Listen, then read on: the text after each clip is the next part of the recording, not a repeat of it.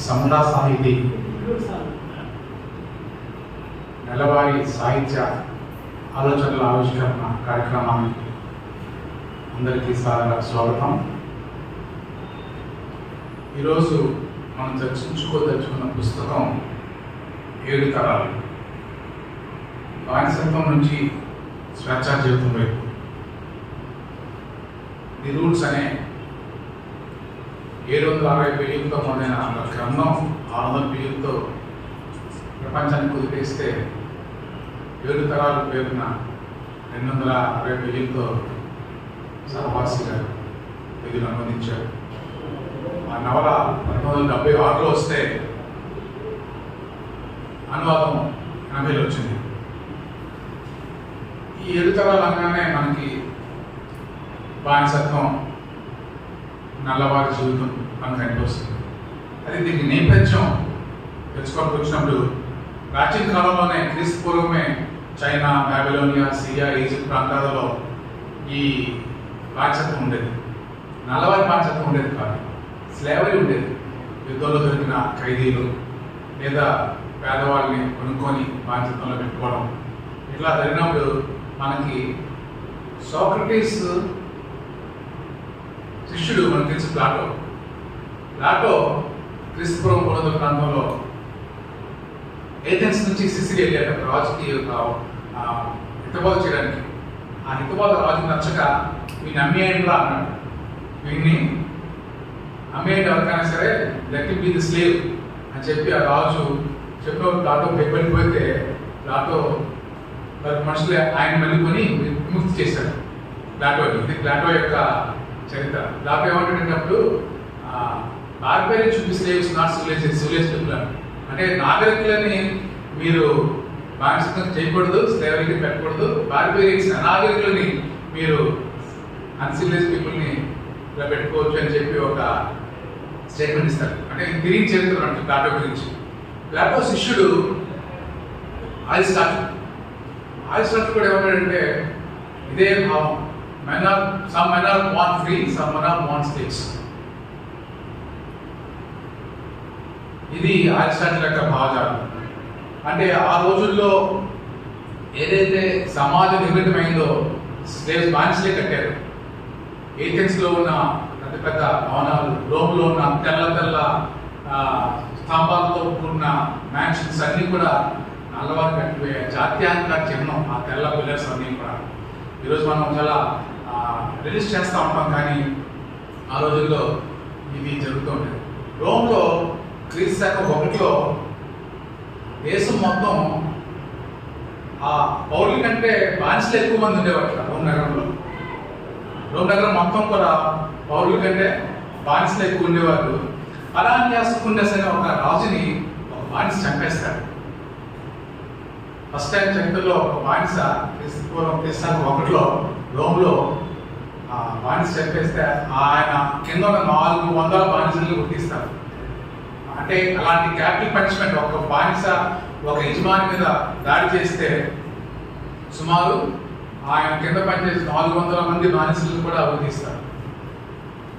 ఇలా చూసినప్పుడు 5వ శతాబ్దంలో పోప్ గ్రిగోరీ అనే ఒక క్రైస్తవ మతస్థుడు, ఈయన ఏం చేశాడు,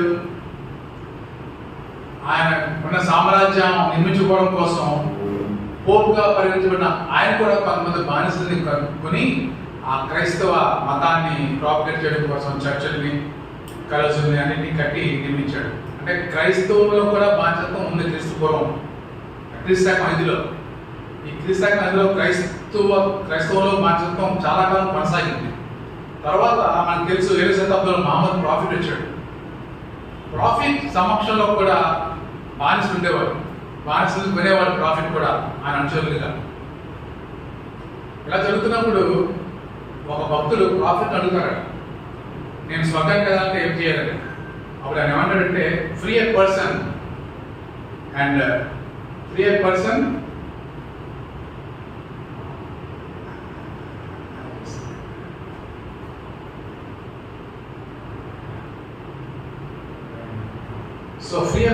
and redeem a slave. ఇది మహమ్మద్ ప్రాఫిట్ ఆ భక్తుడికి చెప్పిన సందేశం. ఒక మనిషికి జీవితం మనిషి విడుదల చేసి ఒకరిని బానిసత్వం నుంచి విముక్తి చేయని చెప్పి చెబుతూనే ఆయన సమక్షంలో కూడా బానిసల్ని పెట్టుకొని ఆయన పనులు చేసుకోవడం.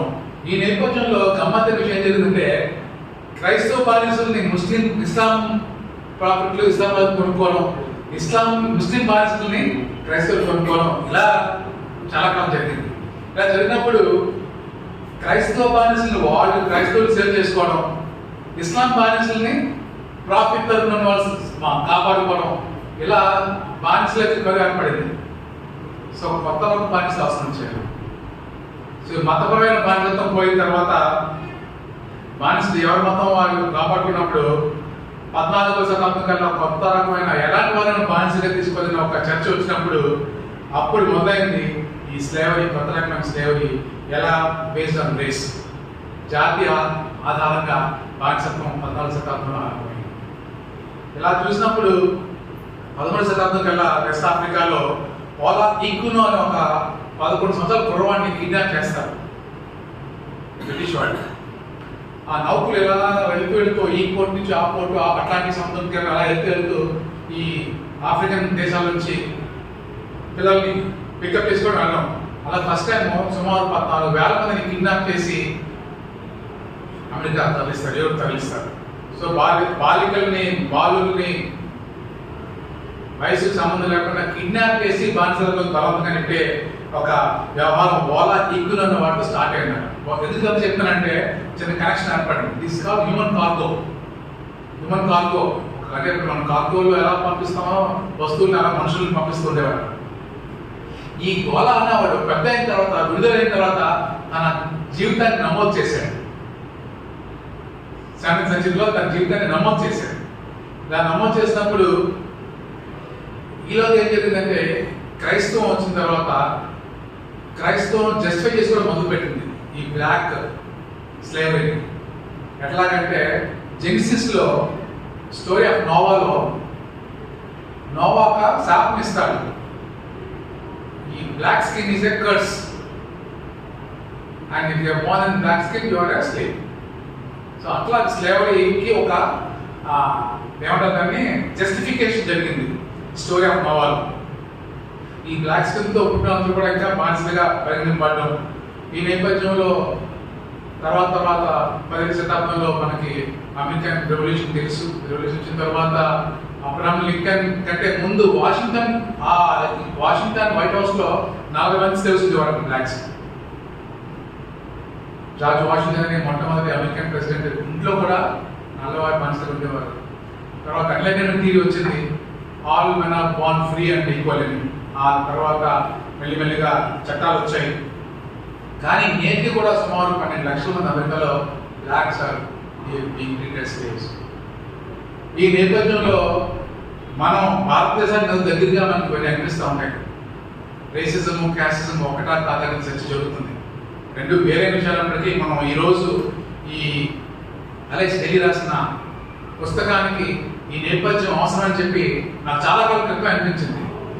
ఇంత చరిత్రను మనకి స్లేవ్స్ అనగానే, బానిసత్వం అనగానే నల్ల జాతి వారు అనుకున్నాం, కానీ దీని వెంట ఇంత మతతత్వంగా ఉందని సంగతి మీతో పంచుకోవడం కోసం ఈ వ్యవహారం చెప్పాను. ఈనాటి 7 తరాలు పుస్తకాన్ని మీద మాట్లాడడం కోసం మనకి సభకు అధ్యక్షత వహించడానికి ప్రముఖ నవలాకారుడు, కథకుడు డాక్టర్ ఎం సుగుణరావు గారు ఉన్నారు. ఎం సుగుణరావు గారు చాలా చాలా హంబుల్ పర్సన్, అసలు మాట్లాడరు. ఈ సభకి రావాల్సిన దేవి గారు అనుకోని కారణాల వల్ల హస్బెండ్ బాగుగా రాలేకపోతే నేను మధ్యాహ్నం ఫోన్ చేసి అడుగుతుంటే మీరు ఆల్ రైట్ సార్ అన్నాడు. అంటే ఎదిగిన కొద్దీ ఒదుగున్నాడు ఎట్లా అంటే ఈయన మనం నేర్చుకోవాలి. ఎందుకంటే సుమారు 350 కథలకు పైగా ప్రచురించుకొని 350 కథలు, నేను 3-6 కథలు రాశాను. నేను కథ కూడా చెప్పుకుంటూ ఉంటాను. అక్కడ 350 కథలు రాసిన వాడు ముందుగా ప్రకటించకుండా, ముందుగా చెప్పకుండా, పేపర్లో వేయకుండా ముందు చెప్తూ వచ్చేస్తారా? వస్తారండి సాహిత్యకారులు? సో అది సుందరరావు గారు యొక్క విజ్ఞత, సంస్కారం. నిజంగా నేను ఆయన అభిమానిని. ఆయన వెటనరీ సైన్సెస్లో మాస్టర్స్ తీసుకున్నారు. ఆయన రాసిన 8 నవలలో 3 నవలు ప్రసిద్ధమయ్యి, ఒక్కో నవలకి 3 లక్షల బహుమతి వస్తూ ఉంటుంది. రాసిన 350 కథలకి ఎన్ని బహుమతులు వచ్చేసారు? 150 కథలు బహుమతి వచ్చాయి. ఈ కాలంలో మనం గత 10 years లో ఏ పోటీకైనా ఆయన పేరు బహుమతులు లభించడానికి ఉండదు. ఇది వాస్తవం. బహుశా నిన్నటి తరం విభాషం గారు మనం చూసినట్లయితే వచ్చేవారు రాలేదు. ఈ తరం మనకి స్ఫూర్తిగా ఉండే సుబ్బారావు గారు ఈరోజు మన సభకు. ఎందుకంటే నేను ఆయన మాట అడిగాను, ఈ 7 తరాల పుస్తకం నవల లేదా చరిత్ర అని. నవల నాకు చరిత్ర నవల అనిపించింది. సో ఆ విషయం ఆయన కూడా చెప్తారు. ఈ సభకు ముఖ్య అతిథిగా సుజాత గారు, బహుశా మనలో ఉన్న వాళ్ళు ఇంగ్లీష్ మొత్తం పుస్తకం చదివిన వాళ్ళు కొద్ది మంది అమ్మాయి ఉంటారు. అందుకే ఆమెని ఈరోజు ఆహ్వానించుకోవడం జరిగింది. సుజాత గారు ఇంగ్లీష్ రచయిత్రి, సోషల్ యాక్టివిస్ట్, స్టీల్ ప్లాంట్లో గైనకాలజిస్ట్. ధన్యవాదాలు. అలాగే ఈరోజు ఇద్దరు వక్తలు మనకి పుస్తకం మాట్లాడతారు. ముందుగా వైద్య దాస్ గారు వెలుగుకు వస్తారు. వైద్య దాస్ గారు సీనియర్ కార్మిక నాయకులు, సిపిఎం పార్టీలోను సిఐటిలోను కేంద్రం చేసుకోవడం చాలా క్రియాశీలకంగా పనిచేస్తున్నారు. వారు ఈ 7 తరాల మీద మాట్లాడతారు. అలాగే సోదరుడు కొయిలాడ బాబు, తెలుగు స్కాలర్, ఫ్రీలాన్స్ జర్నలిస్ట్. నాతో పాటు జగదాత్ని గారు వేసిన విత్తనం కొయిలాడ బాబు. నేను బాబు ఒకసారి మా సాహిత్య ప్రస్థానం మొదలుపెట్టాం. ఇద్దరికి అవకాశాలు ఇచ్చి కృషి చేసి చదివించి రాయించి మా చేత ఈ స్థాయికి తీసుకొచ్చిన జగదాత్రి గారి వేసి తలుచుకుంటాం. కొయిలాడ బాబు మరొక వక్తగా వస్తారు. రండి బాబు, తీసుకోండి. నేను చాలా సుదీర్ఘమైన ప్రారంభోత్సవం చేశాను. సభను నిర్మించాల్సిందిగా సభాధ్యక్షులు సుధాకర్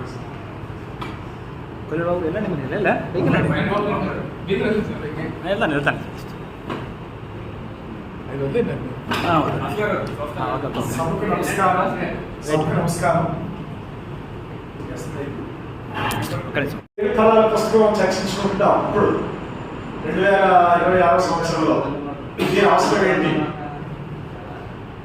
కొడవటి వెంకటరావు గారు చదువు అనే నవల్లో ఒక వాక్యం రాశారు. కొందరు పీడితులుగా పుడతారు, కొందరు స్త్రీలుగా పుడతారు. చాలా అద్భుతమైన. కొందరు పీడితులుగా పుడతారు, కొందరు తక్కువ కులాల్లో పుడతారు, కొందరు స్త్రీలుగా పుడతారు. ఇది కొడవటి వెంకటరావు గారు చదువు అనే నవల్లో రాసిన వాక్యం. అంటే బానిసత్వం అనేది ఎలా ఉందంటే, నేను ఒక ఉదాహరణ చెప్తాను, టైం ఉంది కాబట్టి. 1986 మే సరిగ్గా ఇదే తారీఖు నేను వెటరీ డాక్టర్గా జాయిన్ అయ్యాను. ఇక్కడ శ్రీకాకుళం వంగర అని ఒక ప్లేస్ ఉంది, ఒక ఐలాండ్. బహుశా శ్రీకాకుళం తెలిసే ఉంటుంది. చుట్టూ నదుల సంగమం. అప్పుడు 5 కిలోమీటర్లు నడిచి పడవ దాకా వెళ్ళేవాళ్ళం. వెటరీ డాక్టర్గా ఫస్ట్ పోస్టింగ్. నాకు ఒక అగ్రహారం ఉండేది, ఏదో సమ్ అగ్రహారం. అక్కడ ఒక ఇల్లు ఇచ్చారు అదికి 50 రూపాయలు. అయితే అది పాపం వాళ్ళ ఉపయోగించుకునేవారు ఇల్లు. ఒకరోజు రాత్రి బాగా చేయకపోయిన తర్వాత వచ్చేటప్పటికి ఆ ఇంట్లో వెనకాల పెరట్లో ఒక పశువుల కొట్టం ఉంది. పశువుల కొట్టం పక్కనే ఒక చిన్న గది. నేను వస్తుంటే చీకటిగా ఉంది. అప్పుడు పెద్ద కరెంటు వర్షం వస్తే కరెంటు ఉండదు ఆ ఊళ్ళో. ఆ పశువుల కొట్టం పక్కన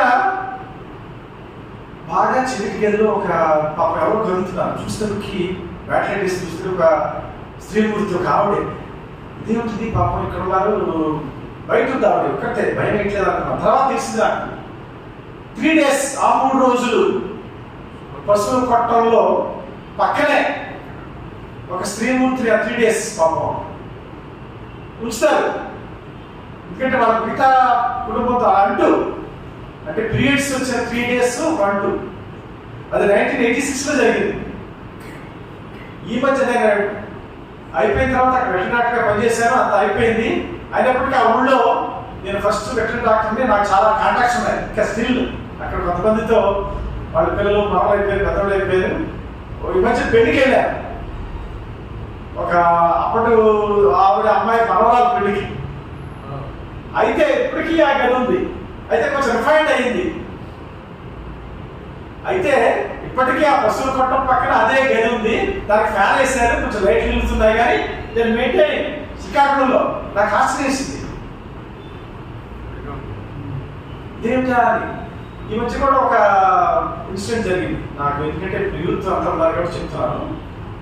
మా ఇంటికి ఒక చుట్టాలు వస్తే వాళ్ళ సిస్టర్ వాళ్ళ బ్రదర్కి చెప్పింది ఒక ప్యాకెట్ ఇది తమ్మని సేఫ్టీ నాప్కిన్స్. వాడు చాలా అసహ్యంగా చూసి పట్టుకొచ్చాడు. ఏంటిరా అలా నేను అడిగాను, ఏంటి అంత అది కామన్ న్యాచురల్ థింగ్ అంటే అది ఇంప్యూర్ బ్లడ్ అంటాడు. ఏంటదా ఇంప్యూర్ బ్లడ్ అసలు ఇంకా కాదు. నేను అప్పుడు వాడికి ప్రశ్నించాను, మన తల్లి గర్భంలో ఉన్నప్పుడు 9 నెలలు ఆ బ్లడ్ ఎక్కడికి వెళ్ళిపోతుంది, ఎక్కడికి వెళ్ళిపోతుంది.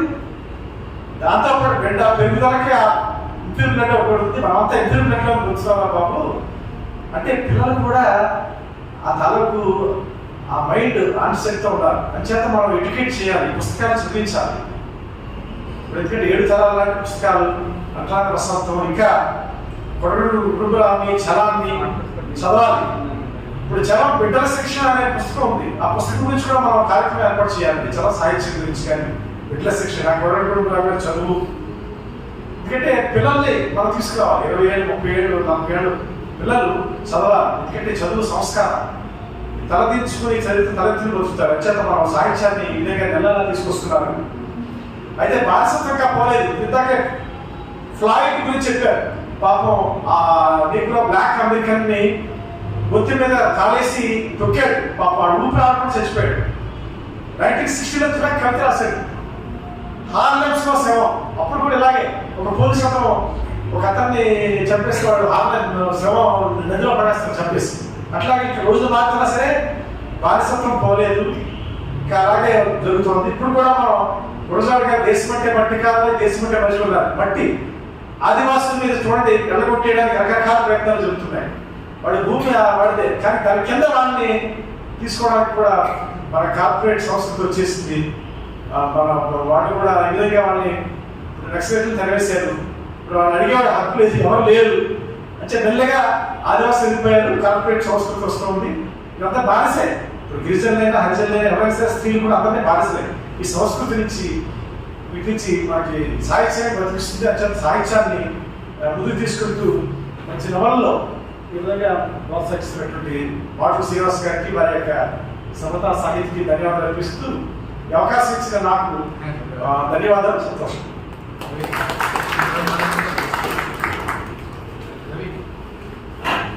రవి గారు గుడ్ ఆఫ్ థ్యాంక్స్.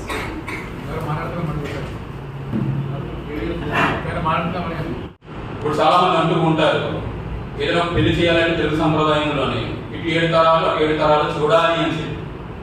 అంటే నా తాత పేరు నాకు తెలిసి ఉండాలి, నా ముత్తాత పేరు నాకు తెలిసి ఉండాలి, నా ముత్తాత పేరు తెలిసి ఉండాలి. అది సాధ్యమేనా? ఈ రోజు అది మనం ఆలోచించాల్సిన విషయం. ఎందుకంటే నాకు మా ముత్తాత గారి పేరు తెలియదు, తాతగారి పేరు మాత్రమే తెలుసు. ఆ కోణంలో మనం ఆలోచిస్తే మనం ఖచ్చితంగా కూడా భారతీయ సంప్రదాయానికి నవల్ని పంపట్టు లింకప్ చేయవచ్చు. ఎందుకంటే ఈ నవలలో మనకి దాదాపుగా 7 క్యారెక్టర్స్ అనుకుంటే 7 మనుషులు ఉంటారు. ఒకరి నుండి మరొకరికి ఇది ఈ చరిత్ర ట్రాన్స్ఫర్ అవుతూ వెళ్తూ ఉంటుంది.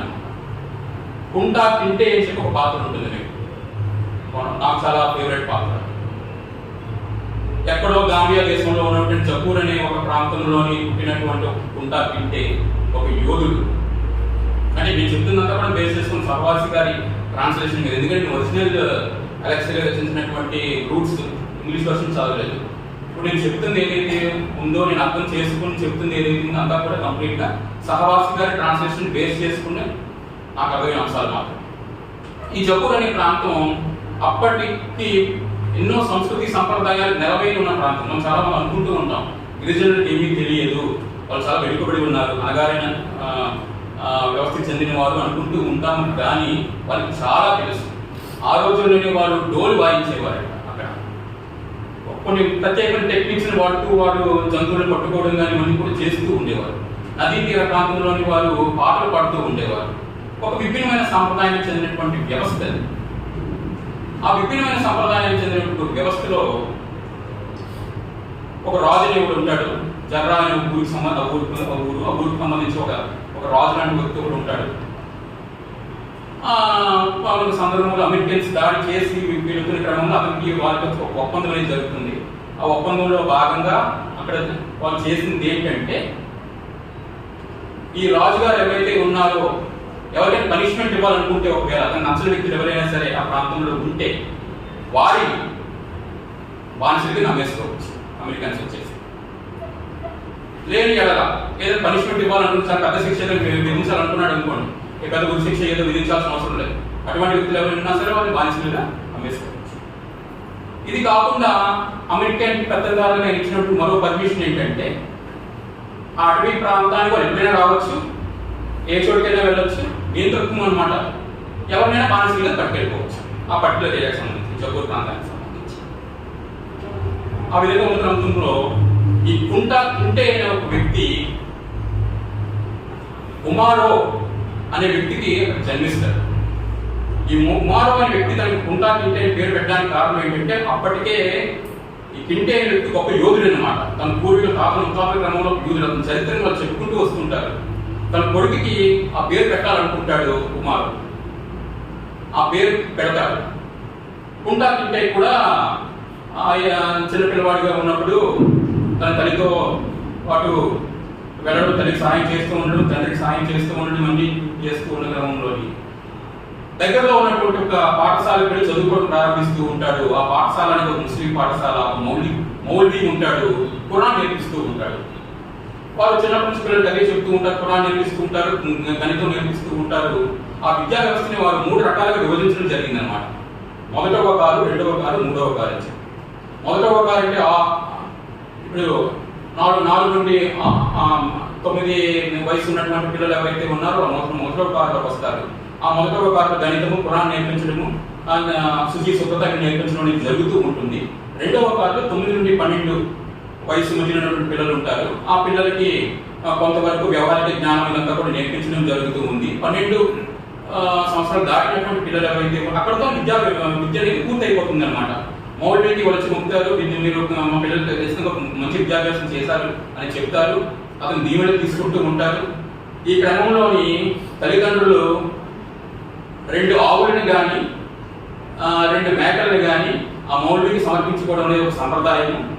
ఆ మాత్రం కూడా స్తోమత లేని వారు ఎవరైతే ఉన్నారో శ్రమదానం చేసి అతని యొక్క రుణం తీర్చుకుంటూ ఉంటారన్నమాట. అది అక్కడ ఉన్నటువంటి సంప్రదాయం. ఈ 12 సంవత్సరాలు దాటిన వ్యక్తులు ఎవరైతే ఉన్నారు 12 సంవత్సరాలు దాటిపోయిన పిల్లలకి మరి 3వ కారులోకి ఎంటర్ అయ్యారు కదా, 3వ కారులోకి ఎంటర్ అయిన వాళ్ళకి ఒక స్పెషల్ ట్రీట్మెంట్ అనేది ఉంటుందన్నమాట. వారు ఆ సమాజానికి దూరంగా వెళ్ళిపోయి ఒక 6 నెలలు బయటికి వెళ్ళి కొన్ని విద్యలు నేర్చుకుంటారు, యుద్ధ విద్యలు లాంటివి. అంటే శత్రువు అని వారు అటాక్ చేస్తున్న ఈ విధంగా రీఅటాక్ చేయాలి, అదేవిధంగా మీరు పులులతో ఎలా పోరాడాలి, సింహాలతో ఎలా పోరాడాలి, అటువంటివి అనమాట. అంటే ఇట్స్ లైక్ ప్రాక్టికల్ ట్రీట్మెంట్. ఈ కింటే కూడా చిన్నప్పుడు ఈ 2 విద్య మొదటవ కారు, రెండవ కారు పూర్తి చేసుకున్న 3వ కారులో భాగంగా బయటకు వెళ్తాడు. ఆ విద్యలని నేర్చుకుంటాడు, అక్కడ గురువుతో సహవాసం చేస్తుంటాడు. అక్కడ కూడా చాలా మంది మిత్రులు తనకి తారసపడతారు, చాలా మంది స్నేహితులు అవుతారు. అక్కడే మొదటిసారిగా తను బానిస అనే పదం వింటాడు. తనకు ఆశ్చర్యం వేస్తుంది. వీటికి పూర్తి చేసుకుని ఇంటికి వచ్చాక తండ్రి అడుగుతాడు అన్నమాట, నాన్న బానిస అనే పదం నేను విన్నాను, బానిస అంటే ఎవరు? అప్పుడు తండ్రి చెప్తారు, బానిసలు మన చుట్టూ కూడా ఉన్నారు, మనకు సహాయం చేసేవారు బానిసలు. ఘోరాన్ని చూస్తున్నారు, చిన్నప్పటి నుండి నీకు తాటి నుండి ఒంటికి పూసి నీకు సేవ చేసి నేను ఒక కన్న బిడ్డగా చూసుకున్నటువంటి ఏషా అని చెప్పి ఒక మామ ఉంది దూర ప్రాంతం, నీకు కొద్దిగా నీ పాటకు కొద్ది దూరంలో ఉన్న ప్రాంతంలోని ఆ ఏషా అనే మామ కూడా బానిసే. అవునా అంటే మనకంటే తక్కువ అంటాడు. అలాగే నేను చెప్పలేను కానీ ఆవిడ బానిస, ఎందుకంటే వేరే ప్రాంతం నుండి ఆవిడ ఇక్కడికి వలస వచ్చింది, మన దయాధర్మం మీద ఆవిడ బతుకుతుంది, ఆవిడ బానిస. అది కింటకి బాగా లోపల జీర్ణించిపోతుంది అనమాట. వాళ్ళ నుంచి చాలా ఆరాధన భావంతో ఆవిడ్ని ఆయన చోటు ప్రారంభిస్తారు. ఇదే క్రమంలో తండ్రితో చాలా విషయాలు ముచ్చటించుకుంటాడు. ఒక సందర్భం స్వీకరించాడు, జాగ్రత్తగా ఉండాలి, ఇది మన స్వతంత్ర ప్రాంతం, ఈ ప్రాంతంలో మాత్రం కలిసికట్టుగా ఉన్నాం. తూర్పు దిక్కుకు మీరు వెళ్ళకూడదు, తూర్పు దిక్కున అడవులు కొండలు ఉన్నాయి. ఆ కొండ ప్రాంతానికి తెల్లబూచలు వస్తుంటారంట. తెల్లబూచల ఈ తెల్లబూచలు ఏం చేస్తుంటారంటే మనిషిని అమాంతం తీసుకెళ్ళిపోయి ఓడలు పడేసి దూర ప్రాంతానికి తీసుకెళ్ళిపోయి కాల్చుకొని తినేస్తారంట అంటాడు. అవునా అంటాడు. చాలా ఆశ్చర్యంగా అనిపిస్తూ ఉంటుంది. అంటే తండ్రి దగ్గరికి వచ్చి మళ్ళీ ఆ మాట అంటాడు, అడుగుతాడు. తండ్రి ఏమంట కానీ నువ్వు మాత్రం ఆ ప్రాంతానికి పోవద్దు అంటాడు. కానీ కుర్రవాడి వయసు వచ్చిన కుర్రవాడు కదా, అప్పటికి 14, 15, 16 సంవత్సరాలు వచ్చాయి. మంచి యవనంలో ఉన్నాడు. ఏదో ధైర్య సాహసాలు చేయాలని కోరిక ఉంటుంది, పెద్దవాడిని నిరూపించుకోవాలని కోరిక ఉంటుంది. ఈ క్రమంలో తను ఏం చేస్తాడంటే అడవికి వెళ్ళి తన డోలు తయారు చేసుకోవడానికి అవసరమైనటువంటి సామగ్రి ఒక కర్ర తీసుకురావడానికి అడవి ప్రాంతానికి వెళ్తాం. అనుకోకుండా ఆ తూర్పు దిక్కున ఉన్నటువంటి అడవి ప్రాంతానికి వెళ్తాం. అక్కడతోని మనకి మొదటి ఘట్టం అనేది పూర్తి అయిపోతుంది. అతను తిరిగి వెనక్కి రాడు. తండ్రి అయినటువంటి కుమారుని కలవడు, తల్లి అయినటువంటి తల్లిని కలవడు, మౌలిని కలవడు, ఎవరినైనా స్నేహితులు ఎవరిని కలవడు. కంప్లీట్గా చాపట్టతో ముగిసిపోతుంది. ఇతను అటవీ ప్రాంతానికి వెళ్తాడు. అక్కడ డోలు తయారు చేసుకోవడం కోసం కర్రను సమకూర్చుకోవడం కోసం చెట్టు ఎక్కుతాడు. అక్కడ అతన్ని అమెరికన్ సంబంధించిన కొంతమంది అమెరికన్స్ ఒక శ్వేత జాతీయులు చుట్టుముట్టేస్తారు, దాన్ని బంధిస్తారు. ఇతను 3వ భాగంలో నేర్చుకున్నటువంటి విద్యలనే అక్కడ ఆయన పనికి వస్తాయి. వాళ్ళతో చాలా గట్టిగా పోరాడతాడు. అతను తన పోరాటాన్ని వదలదన్నమాట. చాలా బాగా పోరాడతాడు. అయినా సరే అతనికి ఛాన్స్ ఉండదు. అధునాతమైన ఆయుధాలు ఉంటాయి వాళ్ళ దగ్గర. తనని కొడతారు, గట్టిగా కొడతారు, గాయపరుస్తారు. ఆ గాయపరిచాక అతను స్పృహ కోల్పోతాడు. తిరిగి అతను ఓడలో వేస్తాడు. అక్కడితో మొదటి ఘట్టం పూర్తయిపోతుంది. ఇంకా తల్లిని తండ్రిని వీళ్ళందరినీ మర్చిపోవడం జరుగుతుంది అనమాట. అక్కడ ఓడలోకి అతను తిరిగి లేచాక చూస్తే చాలా బీభత్సమైన వాతావరణం, చాలా భయంకరమైన వాతావరణం. ఎందుకంటే మానవ హక్కుల ఒళ్ళంతా ఇంత ఇదిగా ఉంటుందా? మనిషిని టార్చర్ పెడితే ఇంత దారుణంగా టార్చర్ పెడతారా? ఇంత చెప్పుకోలేని విధంగా ఆ టార్చర్ అనేది ఉంటుందని అతనికి ఏం అర్థం కాదు. అతన్ని పూర్తిగా కూడా దిగంబరుని చేసి ఒంటిని మొత్తం గొలుసులతో కట్టి ఒక చోట బంధించి అక్కడే ఆయనకి కుళ్ళిపోయిన ఆహారాన్ని పెడతారు. అక్కడే అతను వాన్ చేసుకుంటాడు. మలమూత్ర విసర్జన అక్కడే జరుగుతూ ఉంటుంది. అక్కడే మనిషి పూర్ణమైపోయి ఉంటాడనమాట. అలా ఎన్ని రోజులు ఉంటాడో తెలియదు.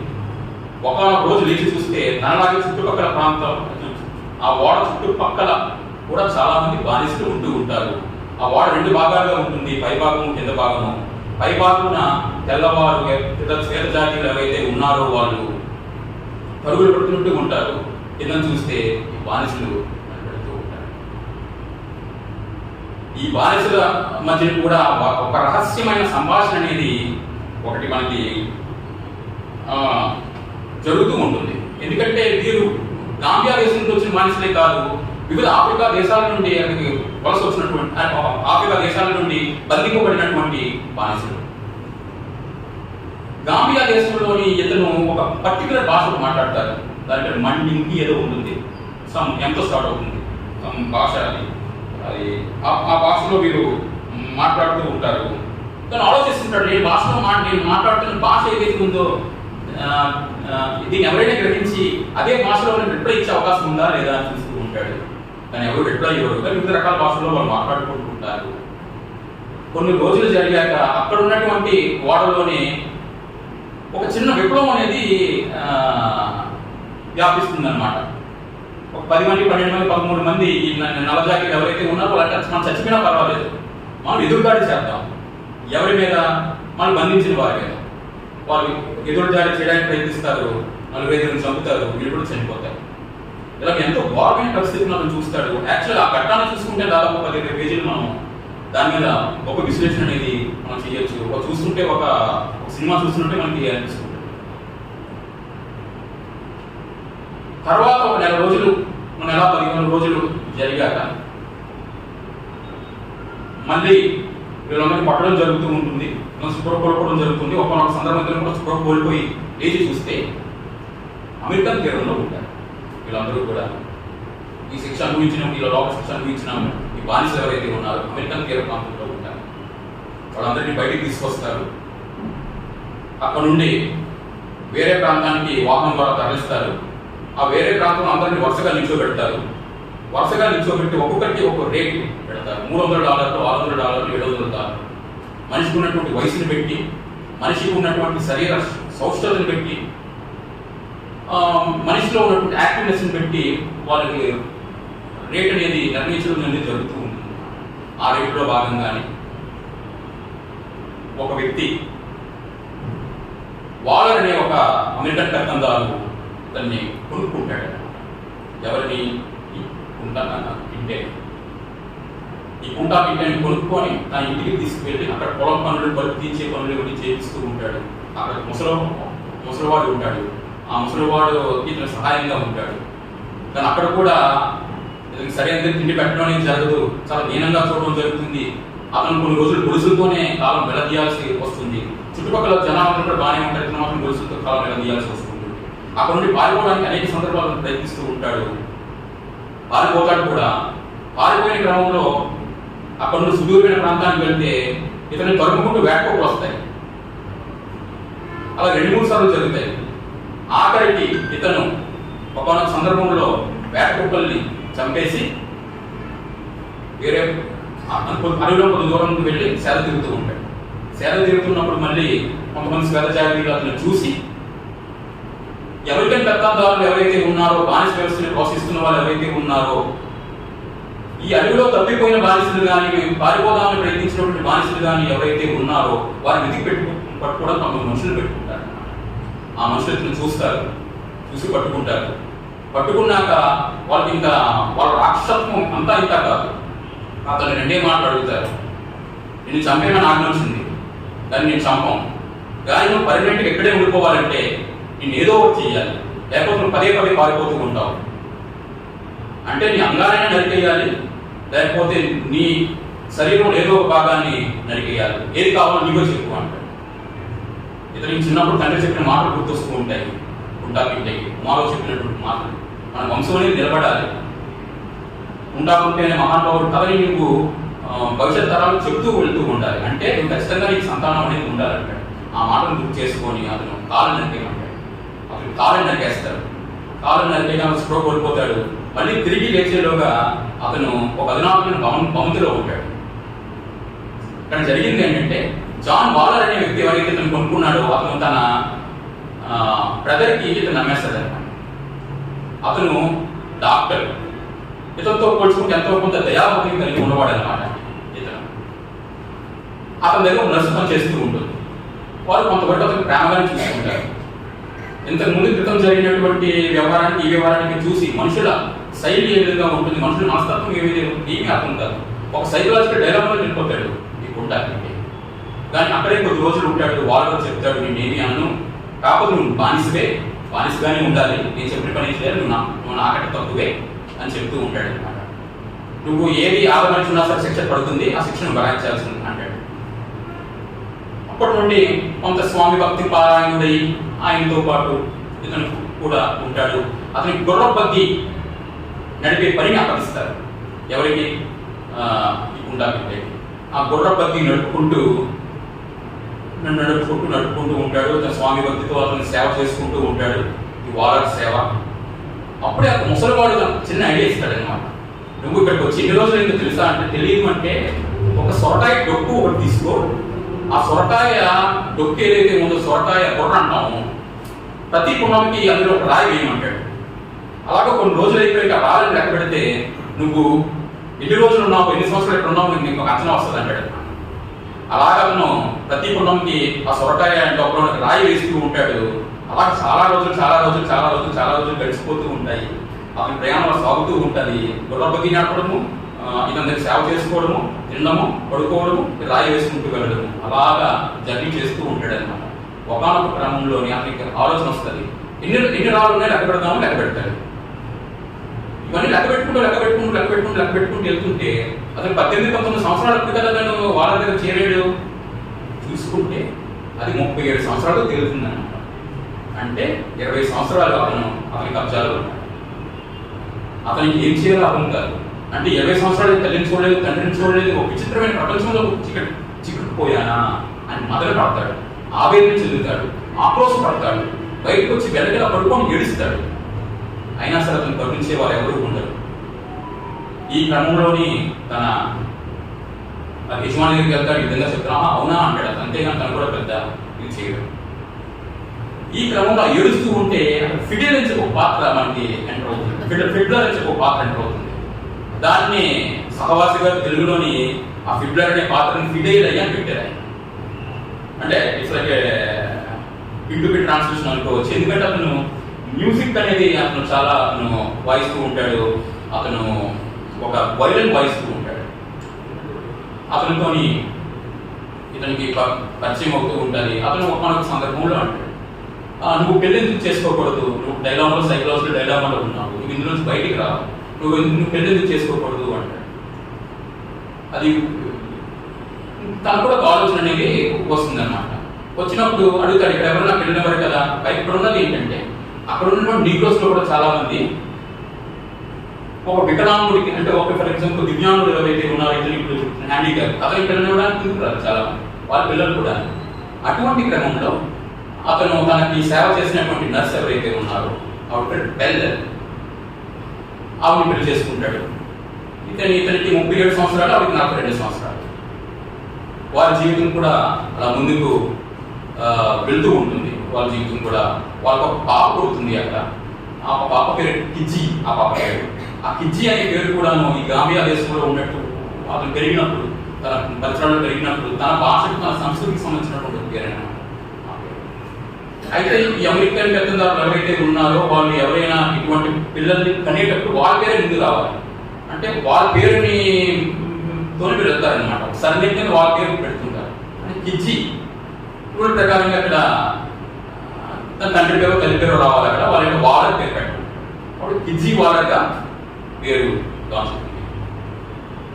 ఇప్పుడు కిజ్జి ఆ చిన్న పాప మీద కిజ్జి అనే అమ్మాయి, ఈ అమ్మాయిని వాలర్ పిల్లలు ఎవరైతే ఉన్నారో ఇంట్లోని మిన్ని అని చెప్పి ఒక పాప ఉంటుంది. ఆమె ఒక 10-12 సంవత్సరాల పాప. ఎంతో ప్రేమగా చూస్తుంది అనమాట. ఎంత ప్రేమగా చూస్తుంది, ఎంతో ప్రేమగా చూస్తుంది. అయితే బెల్ అంటుంది ఇతనితోటి ఉంటాకి, అది ప్రేమ కాదు అంటుంది. అది ఎందుకు ప్రేమ కాదు అంటే తను ఒక ఆట బొమ్మగా చూస్తుంది, అందులో ప్రేమ లేదు.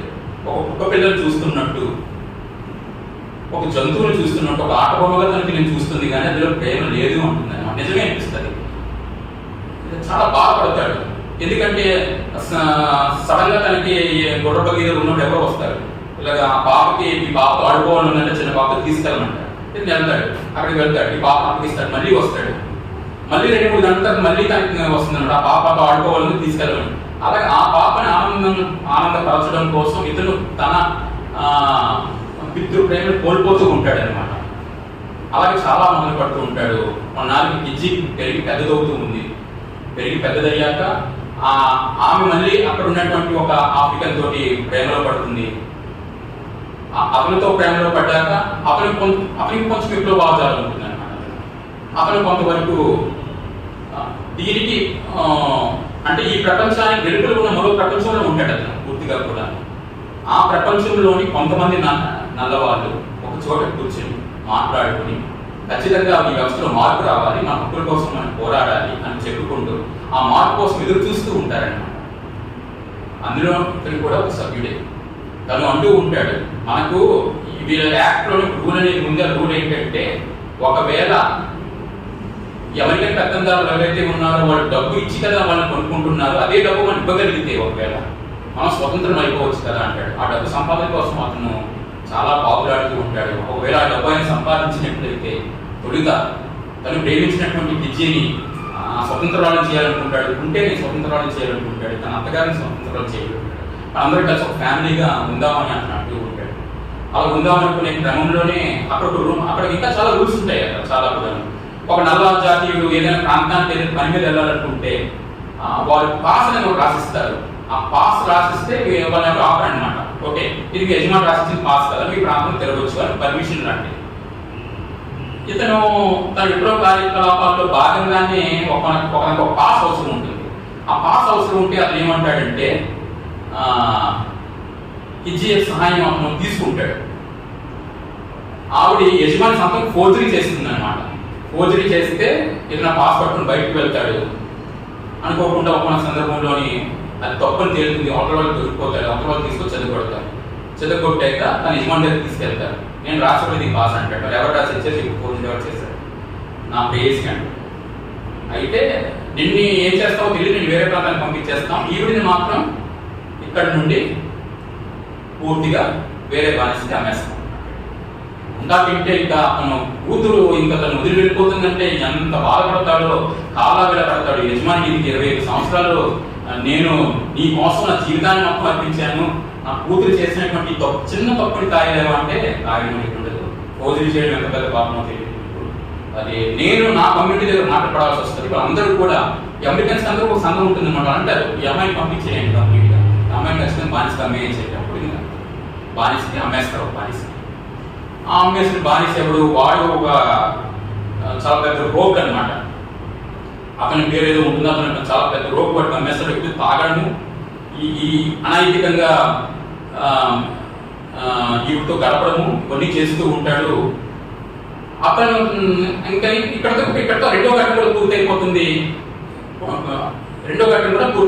గుంటా కింటే అనే పాత్ర మనకి కనిపించింది ఇంకా పూర్తిగా. ఎందుకంటే గుంటా కింటే కూతురు ఎప్పుడైతే బయటకు వెళ్ళిపోయిందో ఇక మనము ఫ్రేమ్లోని కిజ్జి జీవితాన్ని మనం చూస్తూ ఉంటాము. కిజ్జి ఎలా గడుపుతుంది అని ఆవిడ జీవితాన్ని మనం పూర్తిగా చూడడమే జరుగుతుంది అనమాట. అవి అవస్థలు పడుతూ ఉంటుంది పాపం. పిల్లాడిని పెంచడం కోసం చాలా అవస్థలు పడుతూ ఉంటుంది.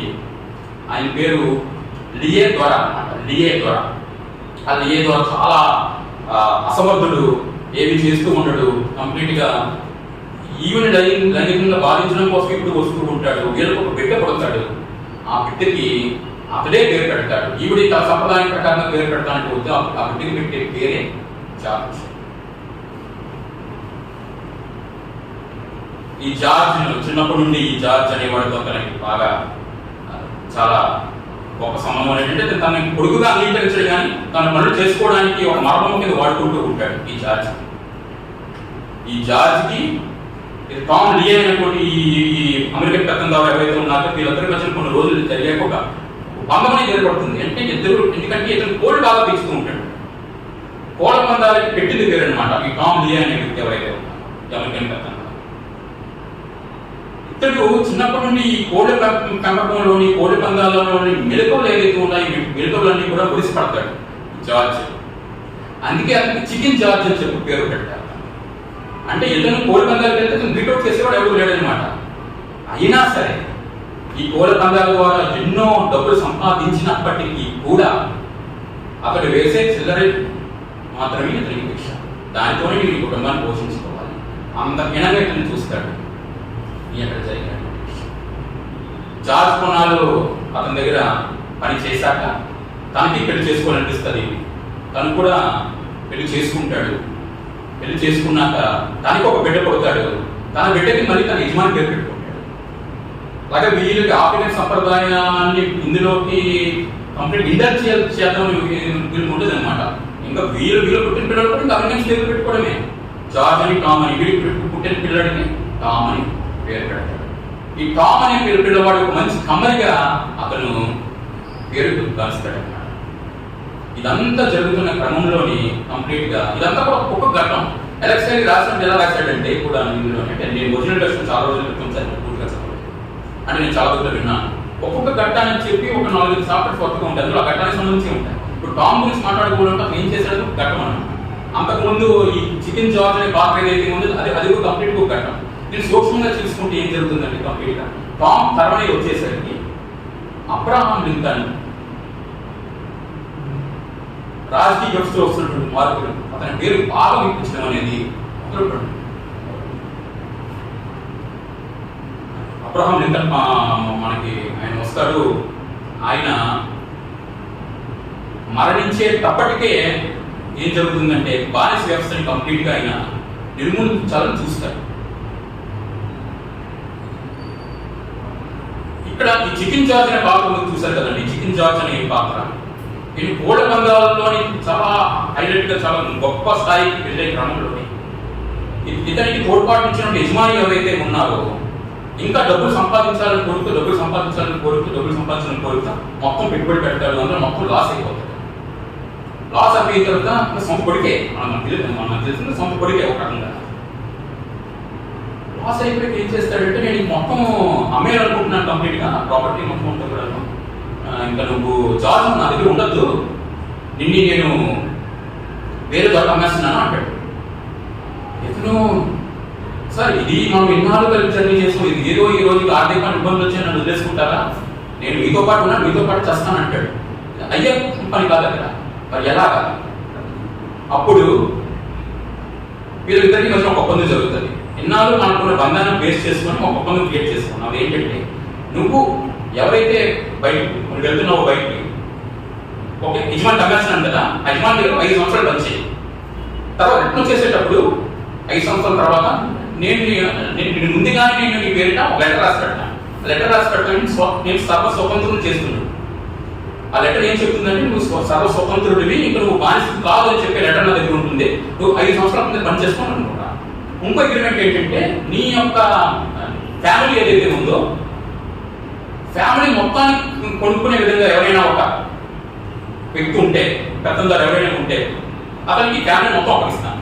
నేను అంటాడు అనమాట, ఒక్కొక్కరు తొలగారు అయిపోతాం, చెట్టుకి పుట్టకి మేము ఇదైపోతాం, తల్లి బిడ్డలు అంటే లేదు, ఫ్యామిలీ మొత్తం కలిసి నీకు చేస్తాను. అలాగే చేస్తాడు.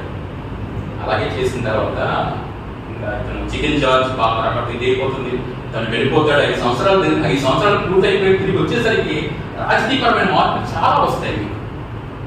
రాజకీయపరమైన మార్పులు చాలా వస్తాయి. టామ్ పెద్దవాడైపోతాడు, గొప్ప కమర్ అయిపోతుంటాడు. కమర్ అనమాట, తన తండ్రిని చూసి గెలుస్తాడు అనమాట. అన్ని కళ కనిపిస్తాయి. 5 సంవత్సరాలు పూర్తయ్యాక వస్తాడు, చూస్తే కిజ్జి కనిపిస్తుంది, తన తల్లి కనిపిస్తుంది, కొడుకు టామ్ కనిపిస్తాడు, కోడలు కనిపిస్తుంది, కోడలు మనలు కనిపిస్తుంటారు. వీళ్ళందరూ తన కళ్ళ ముందు కనిపిస్తూ ఉంటారు. కనిపించినప్పుడు మళ్ళీ యజమాని దగ్గర వెళ్తాడు, నువ్వు నాకు పక్కన ఇస్తా ఉన్నావు కదా, సర్వ స్వతంత్రంగా చేసే విధంగా పక్కన ఇస్తా ఉన్నావు, పక్కన నాకు ఇచ్చేయండి. వాడి కొడుకు ఏదో విధంగా కష్టాలు పడి వాడి కొడుకు ఏదో చేసి వాడు కొడుకు చిరిగిపోతాడు అనమాట. అంటే ఏంటంటే, అమెరికన్ పెత్తందారులు అంటాము కానీ వాళ్ళ జీవితాలు కూడా అస్తవ్యస్తమై ఒక రకంగా చూసుకుంటే, అందులో కూడా పేదలు ఉంటారు, మధ్యతరగతి వాళ్ళు, దిగు మధ్యతరగతి వాళ్ళు, ధనికులు ఉంటారు. బట్ ఈ ఆర్థికపరమైన భేదం అనేది ఈ వీరిని హింసించే దగ్గర రాదన్నమాట. హింసించే దగ్గర అందరూ ఒకటే, అందరూ సమానమే ఇక్కడ. అయితే ఇతను వెళ్తాడు కదా, వెళ్ళి దొరకించుకుంటాడు కాగితాన్ని, బయటకు వస్తాడు, వేరే ప్రాంతానికి తన బిడ్డను తీసుకొని వెళ్తాడు, పామును తీసుకొని ఆ వేరే ప్రాంతంలో. అక్కడ ఒక అమెరికన్ పెద్దందారు ప్రశ్నిస్తాడు, ఏంటి పత్రం అంటే, నేను సర్వ స్వతంత్రం అయిపోయాను, నీకు లాస్ తెలియవేమో, ఇక్కడ లాస్లో ఎవరైనా ఒక బానిస సర్వ స్వతంత్రుడు అయిపోతే అతను ఒక ప్రాంతంలో 60 రోజుల కంటే ఎక్కువ ఉండడానికి వీల్లేదు. అంటే నువ్వు నీ ఫ్యామిలీతో గడపాలంటే 60 రోజులు ఉండాలి, అని నువ్వు వేరే ప్రాంతానికి వెళ్ళిపోవాలి. మరి ఎలాగవుతుంది? అదే ఆలోచన అంటాడు. ఇలా ఎప్పుడు వచ్చిందంటే, నీకు తెలియదు నాయన, అమెరికన్ చట్టాలు ఎప్పటికప్పుడు మారిపోతూ ఉంటాయి. షాప్లో ఏం చేయాలో అర్థం కాదు, కంప్లీట్ డైలామాలో ఉంటాడు, ఆవేదన చెందుతూ ఉంటాడు. ఇంకా అతను బాధ దగ్గరికి వెళ్తాడు, ఏడుస్తాడు, నీకు తండ్రి దగ్గరికి వెళ్తాడు, ఏడుస్తాడు, తల్లి దగ్గరికి వెళ్తాడు, ఏమి చేసే పరిస్థితి. అప్పుడు వెళ్తాడు, మళ్ళీ అదే అమెరికన్ తగ్గుతారు అంటాడు. దీనికి ఏం పరిష్కారం ఉందా అంటాడు. ఒకటే పరిష్కారం, మళ్ళీ మానేస్తే మారిపోదు, సింపుల్. అక్కడ ఉన్న ఘట్టం అలాగా మనకి కంప్లీట్ అయిపోతుంది.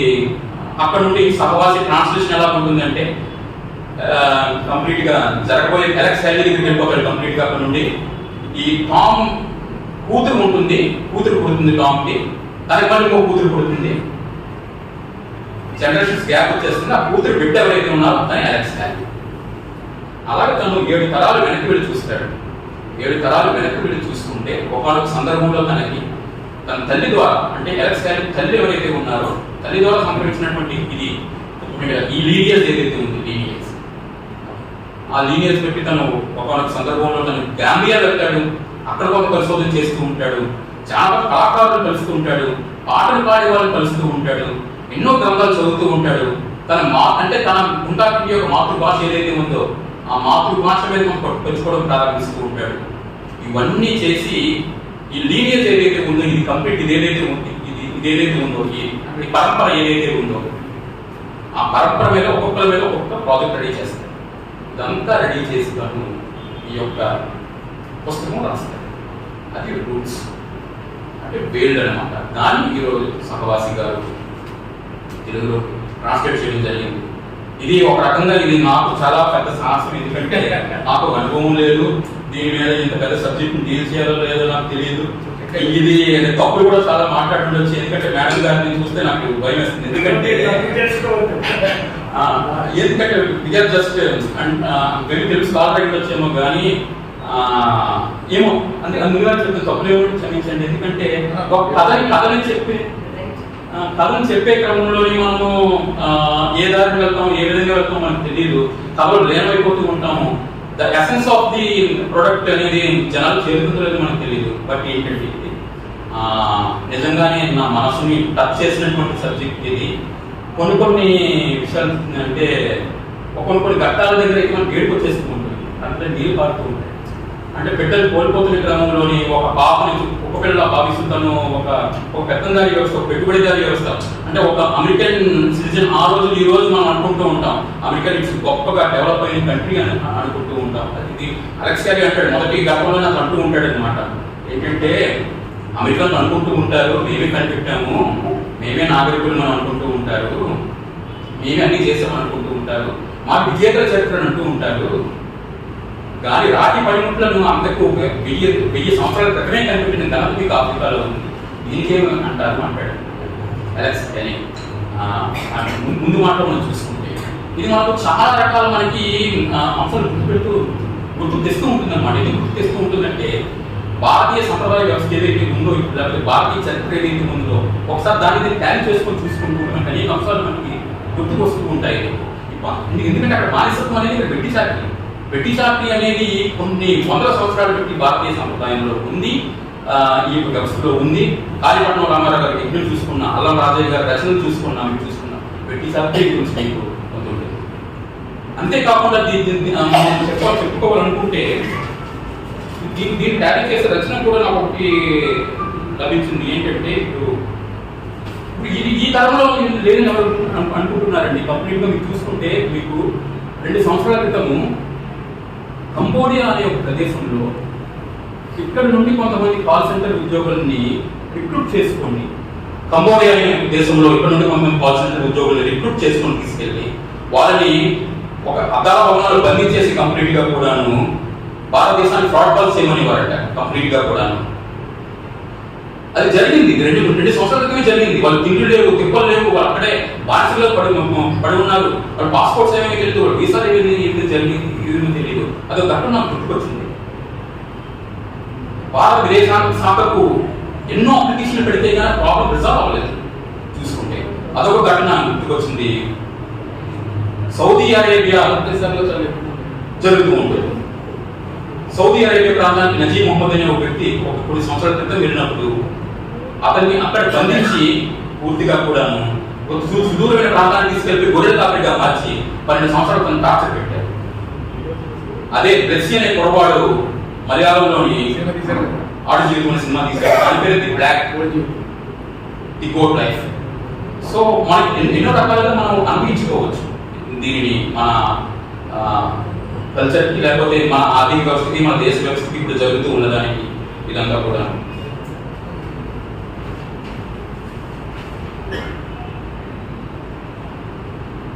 ఇంకో విషయం ఏంటంటే ఇప్పుడు మనకి ఇలా బ్రిటిషార్టీ వ్యవస్థతో ఎంత దారుణంగా జనాన్ని టార్చర్ పెట్టడం అనే విషయం మీద కూడా మనకి Paul Harris Daniel the Red Sea అని చెప్పి ఒక పుస్తకం రాశాడు. అది మెడ్రాస్ ప్రెసిడెన్సీలో అనేక సంవత్సరాలు టీ తోటల్లో గిరిజన భారతీయుల చేత బ్రిటిషార్టీ చేసిన బ్రిటిషర్లు వారిని ఎంతగా రాచరిపాన్ని పెట్టారనేది ఈ నవల చెబుతుంది. నాకు రూట్స్ దానికి మనకు ట్యాలీ చేయాలనిపించింది. బాలా అనే ఒక తమిళ డైరెక్టర్ దాన్ని పరదేశీ అని చెప్పి ఒక సినిమాగా తీశారు. సో అణచివేత అనేది, ఆధిపత్యం అనేది, చాకరీ చేయించడం అనేది, దోపిడీ అనేది ప్రతి వ్యవస్థలోనూ ఉంది. ఈ వ్యవస్థ గురించి మనం మాట్లాడుకుంటున్నప్పుడు రూట్స్ రెలవెంట్ అనిపిస్తూ ఉంటుంది. ఈరోజు బాల కార్మిక వ్యవస్థ లేదా ఎక్కడో నేను తూర్పుగోదావరి జిల్లాలో చూశాను. ఒక 20 మంది 30 మంది పిల్లల్ని గత 15 సంవత్సరాలు పెట్టి వాళ్ళ చేత చాకరీ చేపిస్తూ ఒక ఫ్యాక్టరీలోని వాళ్ళు బయటకు వెళ్లకుండా చేశారు. ఇవన్నీ కూడా మనం వార్తల పాయింట్ ఆఫ్ వ్యూలో చూస్తే, న్యూస్ పాయింట్ ఆఫ్ వ్యూలో చూస్తే ప్రతిరోజు కూడాను మనకి ఎన్నో కనిపిస్తూ ఉంటాయి. కానీ అవన్నీ కూడా మన కళ నుండి దాటి వెళ్ళిపోతూ ఉంటాయి. కైలాస్ సత్యార్థి గారు నోబెల్ ప్రైజ్ అవార్డు విన్నర్. మహిళలు అక్కడ రమా మీద ఆయన చేసిన పోరాటం మామూలు పోరాటం కాదు. అలాగే సునీత కృష్ణన్ గారు హైదరాబాద్ లో చూసుకుంటే అమ్మాయిల అక్రమ రవాణా మీద భారతదేశ కంట్రీస్ ప్రవేశిస్తున్న క్రమంలో చేసినట్టు పోరాటం మామూలు పోరాటం కాదు. కనుక రూట్స్ అనే ఈ కథను మనం మన భారతీయ వ్యవస్థలో దేనితోనైనా క్యారీ చేసుకోవచ్చు. ఎక్కడ ఆధిపత్యం అనేది ఉంటుందో అక్కడ రూట్స్ మిమ్మల్ని ప్రశ్నిస్తూ ఉంది, ఎక్కడ అరాచకత్వం అనేది ఉంటుందో అక్కడ రూట్స్ మిమ్మల్ని ప్రశ్నిస్తూ ఉంటుంది, ఎక్కడ నచ్చివేత అనేది ఉంటుందో అక్కడ రూట్స్ మిమ్మల్ని ప్రశ్నిస్తూ ఉంటుంది. నాకు అవకాశం కల్పించినటువంటి శ్రీనివాస్ గారికి ధన్యవాదాలు.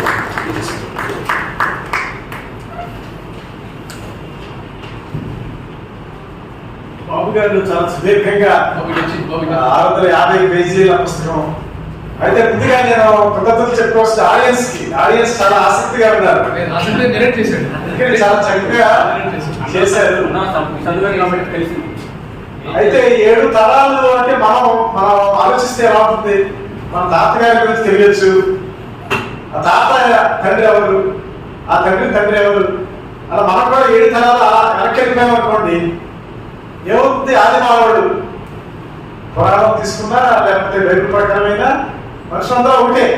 అయినా ఆర్థిక సామాజిక రైతిక రేసిక అసమానతల ఆధారంగా 1% ప్రభుత్వం 99% మంది ప్రజల్ని పరిపాలిస్తారు, బానిసలుగా చేస్తారు. సో ఇది చాలా చక్కగా ఆయన ఉపన్యాసం చేశారు.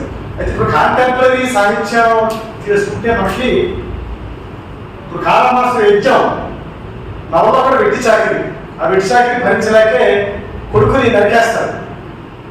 టానీ మారిసిన అనే ఆవిడ నవల రాశారండి బిలౌడ్ అని. దాంట్లో కూడా అంటే యజ్ఞం వచ్చిన తర్వాత 10 ఏళ్ళకి వచ్చింది నవల. బిలౌడ్ నవల్లో నీగ్రో బానిసగా ఇష్టం లేక తనే నరికేస్తారు. అట్లాగా ఇప్పుడు మనం చూసుకుంటే 7 తరాలు స్ఫూర్తితో కొన్ని నవలు వచ్చేయండి. మనం తీసుకుంటే కళ్యాణరావు గారి అంటరాని వసంతం అద్భుతమైన నవల. అది మాలకోస్త జీవితంలో 8 తరాల కథ. సుమారు 100 ఏళ్ళు జీవితాన్ని అంటరాని వసంతంలో తీసుకొచ్చారు. దీంట్లో ఏంటంటే ఎన్నెలు తిన్నే మాలలు మాదిగలు జరిపిన పోరాటం, ఎన్నెలు తిన్నే మాలలు మాదిగల మధ్య జరిగిన పోరాటం, కాయ కష్టం నుంచి కళా సంస్కృతుల నుంచి తమకు సంబంధించిన అన్నింటిని తోక వేసే సమాజాన్ని ఏ విధంగా ఎదుర్కొంటూ ముందుకు సాగారు. అది అంటరాని వసంతంలో కళ్యాణరావు గారు. బహుశా 7 తరాలు, దాంట్లో 8 తరాలు ఉంటాయి. అట్లాగే వాల్గా రాసిన ఆకాశంలో సగం కూడా ఇంచుమించు స్త్రీల యొక్క పేరు గురించి రాశారు అదే స్ఫూర్తితో. అలాగే వట్టికోట ఆల్వార్ స్వామి గారి ప్రజల మనిషి నవల, అది కూడా తెలంగాణ ప్రాంతంలో నిజాం పాలన, భూస్వాములు, దోపిడీ. అట్లాగే దాసరి రంగాచారి గారి చివరి దేవుళ్ళు, ఇవన్నీ 7 తరాల స్ఫూర్తితో వచ్చింది. ఇప్పుడు కూడా మనకి బానిస సంస్కృతి, ఎందుకంటే హిందూ సమాజంలో కుల వ్యవస్థ అనేది ఒక అపశృతి. అపశృతి మూలంగా మనుషులు విభజించి పాలించి ఇంకా ఆ వర్ణాశ్రమ ధర్మంతో ఇంకా బానిసత్వంగా చేస్తున్నటువంటి వ్యవస్థలో ఉన్నాం. అంచేత ఈ సందర్భంలో మనం 7 తరాల గురించి చెప్పుకోవడం సందర్భం. అంచేత ఇప్పుడు డాక్టర్ గారు సుజాత గారు దాస్ గారు టైం ఎంతో తెలియదు సార్, సంక్షిప్తంగా ఎంతవరకు టైం ఉన్నారా? ధన్యవాదాలు.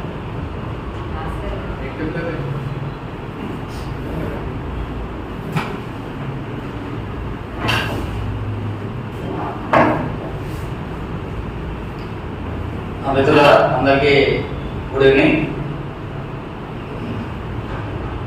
సమతా సాహిత్య వేదిక, సామాజిక సాహిత్య వేదిక దాదాపు సంవత్సరం పైగా ప్రతి నెల కూడా క్రమం తప్పకుండా సమాజంలో కొంత మార్పు తీసుకోవడం రావడానికి తమ వంతు ప్రయత్నం చేస్తున్నటువంటి ఈ వేదిక ఏదైతుందో ఈ వేదిక సృష్టికర్త అయినటువంటి డాక్టర్ మాటూరు శ్రీనివాస గారికి ముందుగా కృతజ్ఞత తెలియజేసుకుంటున్నాను.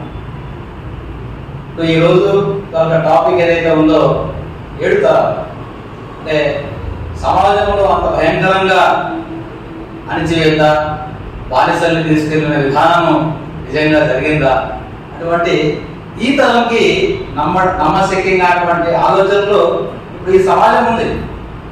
కానీ 7 తరాలు నవల చదివిన తర్వాత ప్రతి మనిషి కూడా దాని నుండి రివోల్ట్ అవుతారు.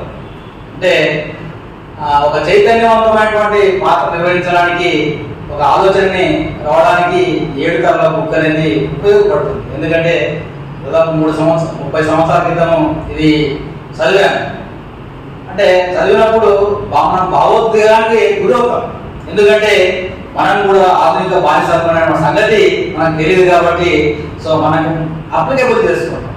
సో ఆ విధంగా 7 తరాల నవలని 12 సంవత్సరాలు ఏదైతే శోధించి, అంటే చిన్న విషయం కాదు, 12 సంవత్సరాలు నవల రాయడానికి 750 పేజీలు రాయడానికి నాకు పడ్డ శ్రమ. అది ఎలాగా నవలగా రూపొందింది అంటే, దాన్ని ఎవరైతే కింటాకుంటే గాంబియా దేశం జబూర్ గ్రామం నుండి ఆయన బానిసగా అమెరికాకు వచ్చిన తర్వాత ఈ చరిత్రని రాబోయే తరానికి దాన్ని ఒక్కొక్కరు క్యారీ ఫార్వర్డ్, ఆయన కూతురు జార్జికి ఆయన తాత ముత్తాతల తాలూకా హిస్టరీ ఏదైతే ఉందో తెలియజేస్తారు.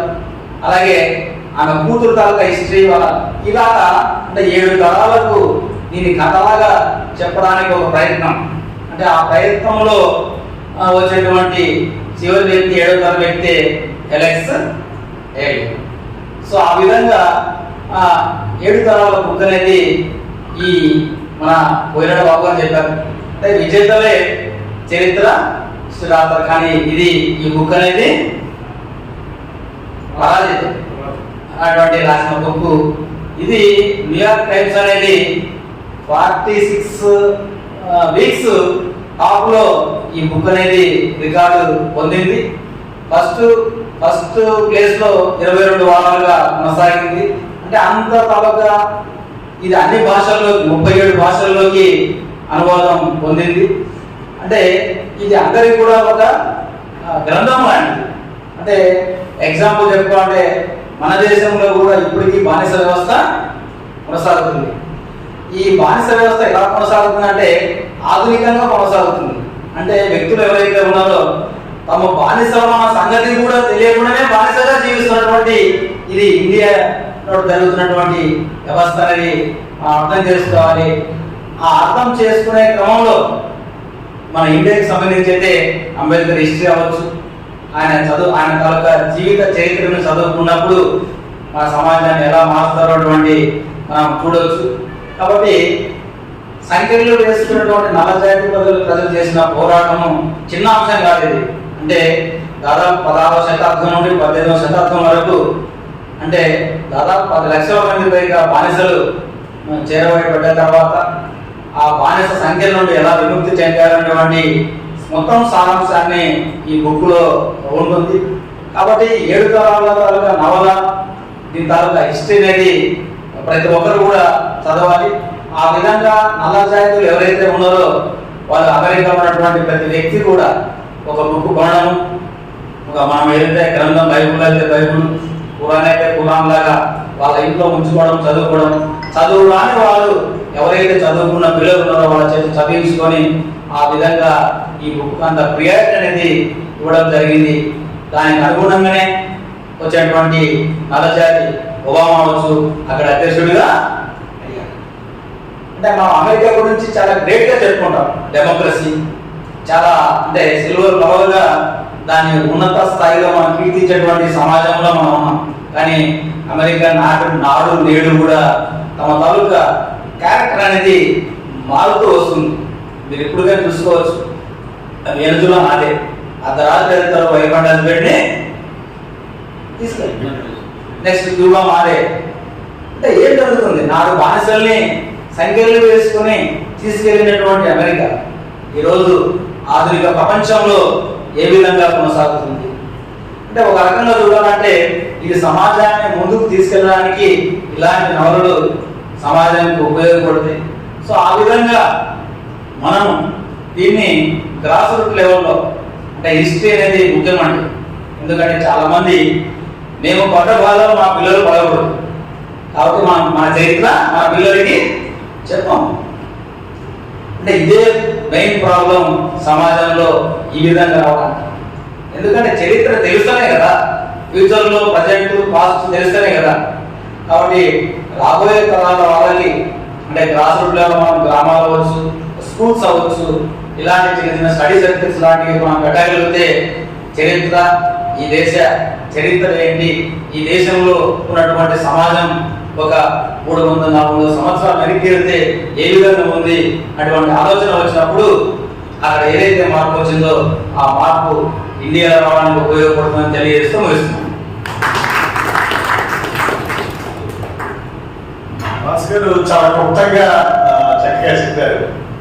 నిజమే, మాస్టర్ చెప్పినట్టుగా ప్రపంచానికి నాగరికత నేర్పామని సిగ్గు లేకుండా చెప్పుకుని ఇప్పుడు అమెరికా వారు చేసే నాగరిక చర్యలు, ఈ బానిసత్వం ఇంకా స్టిల్ అలాగా. అయితే ఈ రూట్స్ అనేది ఒక ఫెయిల్యూర్ స్టోరీ. అది అంటే విజేతలు రాస్తారు, విజేతలే రాస్తారనేది చరిత్ర అనేది చెప్తూ ఉంటాం. కానీ ఇది పరాజితులు రాసిన ఒక విజేత కథ. ఈ కథ ఏంటంటే ఒక ఆఫ్రికన్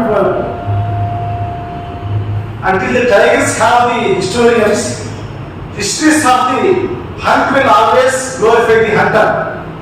అంటే పుల్లకు చరిత్రకారుల రానంత వరకు వేటగాడి సాహసాలే చరిత్రలో నిలిచిపోతాయి.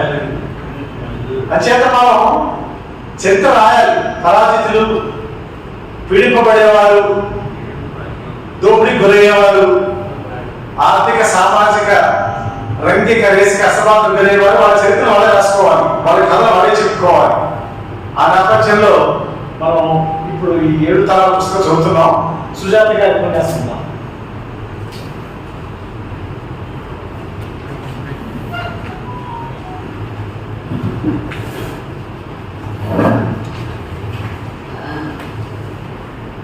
Guys with my dignitaries అందరికి and all the esteemed guests in the audience, namaste. And నాకు ఈ ఆపర్చునిటీ ఇచ్చిన డాక్టర్ మార్పులి Srinivas sir, my mentor and guide, thank you so much sir. So coming to the story మాత్రం చాలా వివడిగా కనిపించేలాగా చెప్పారు అప్పు గారు. చాలా బాగుంది సార్, బాగా చేశారు. అండ్ రూట్స్ బుక్ అన్నది ఇట్స్ మై చైల్డ్హుడ్ మెమరీ అన్నమాట. సో మేబీ 9 years 8 years ఆ టైంలో ఉన్నప్పుడు మా మమ్మీ 7 తరాల బుక్ చదివి ఆ బుక్ నాకు మాకు నెరేట్ చేసింది, మా నలుగురు అక్క చెల్లెలు. సో ఎంత ఎలా నెరేట్ చేశారంటే మాకు ఏడుపు వచ్చింది. వాళ్ళ కష్టాలు చెప్పడం, వాళ్ళు పాడుకోవడం ట్రై చేయడము. సో వాళ్ళు పారిపోతుంటే వాళ్ళ కష్టాలు, వాళ్ళు కొట్టడము, తర్వాత ఫుడ్ ఆంపిటేషన్ గురించి ఇవన్నీ చెప్పినప్పుడు చాలా ఏడుపు వచ్చింది. అండ్ ఈ బుక్ తో కంపారిజన్ ఇంకొక బుక్ వచ్చింది అదే టైంలో, మేబీ ఒక 100 years బిఫోర్ వచ్చింది. That is Uncle Tom's Cabin, టామా మిల్ అని. ఆ బుక్ లో అందులో ఎలా చూపిస్తారంటే ద స్లేవ్ ఇస్ లవ్డ్, అంటే స్లేవ్ ని మంచిగా చూసుకున్నారు, అంటే స్లేవ్ ఒక డిగ్నిటీ ఇచ్చారు, అంటే ఒక ఫ్రెండ్ లాగా చూసుకున్నారు అని చూపిస్తారు. బట్ అది కొన్ని సర్కమ్స్టాన్సెస్ లోనే అలాగ అయ్యేది.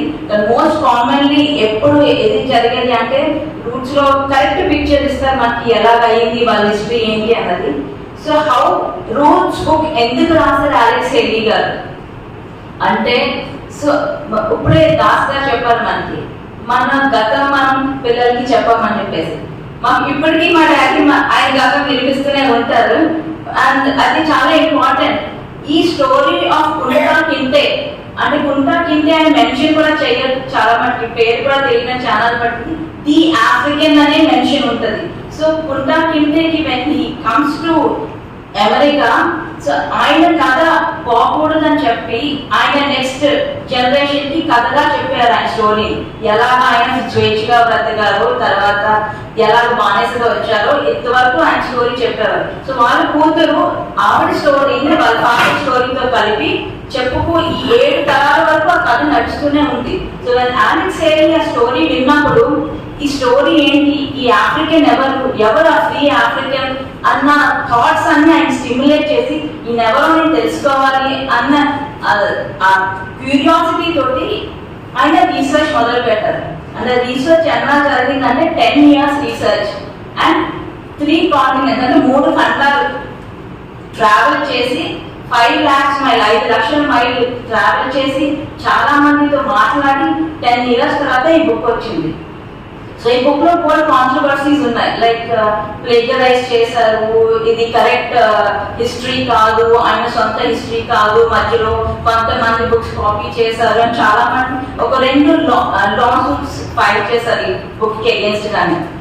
ఈ బుక్ 76 లో రిలీజ్ అయితే 77 లో దీనికి అగేన్స్ట్ గా లా సూట్స్ వచ్చాయి. ఇది కాపీ కొన్ని parts of the book copy చేశారని చెప్పి. సో ఒకటి అలెక్స్ ఏరియా ఒప్పుకుని ఆయన కొన్ని పార్ట్స్ తనకు తెలియని పార్ట్స్ లైక్ ట్రాన్స్ అట్లాంటిక్ మైగ్రేషన్, షిప్స్ లో హ్యూమన్ కార్గో షిప్స్ లో మనుషులు తీసుకెళ్ళడం అది ఆయన చూడలేదు. సో ఆయన రీసెర్చ్ చేసిన దాంట్లో కొంత కంటెంట్ కాపీ చేశానని ఆయన ఒప్పుకున్నారు. ఇంకో కేసు అలాగా కేసుని క్యాన్సిల్ చేశారు. బట్ వాట్ ఈస్ ఇంపార్టెంట్ అంటే ఈ బుక్ లోని it is not one man story, ఒక వ్యక్తి స్టోరీ కాదు ఇది. ఇది ఎంత మంది 2.5 crore African American story. So ఇంతమంది they could relate to the story. ఈ స్టోరీ నాది అని అనిపించిన వ్యక్తులు అందరికీ ఈ స్టోరీ. అండ్ ఈ బుక్ చదివిన తర్వాత దాని తర్వాత ఈ బుక్ మీద బేస్ చేసుకుని వచ్చిన మినీ సిరీస్ బేస్ చేసుకుని ఎవ్రీబడి వాజ్ లైక్ నేను కూడా నా తరాలు ఏంటో, నా జనరేషన్స్ ఎవరో, నా యాన్సిస్టర్స్ ఎవరో తెలుసుకోవాలని చాలా మంది ఆఫ్రికాకి ట్రావెల్ కూడా చేశారు. ఈ బుక్ ఇంపాక్ట్ అంత revolutionary. It was over night commercial success and critical success. So ఇప్పుడు ట్రాన్స్లేషన్కి వస్తే this came in 1980s and everybody has said అంత 900 ఆల్మోస్ట్ 800 to 900 పేజెస్ బుక్ ని 200 పేజెస్ లోకి తెలుగులోకి కన్సైజ్ గా చేయడం is a really great job.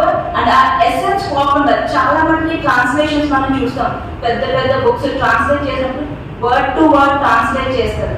But this book was word to word కాదు, కంప్లీట్ ఎసెన్స్, ఆ బుక్ లో ఉన్న ఎసెన్స్ అంతా పర్ఫెక్ట్ గా కరెక్ట్ గా ఎమోషనల్ అటాచ్మెంట్ అంతా పెయిన్ అంతా కరెక్ట్ గా పోర్ట్రే చేసింది.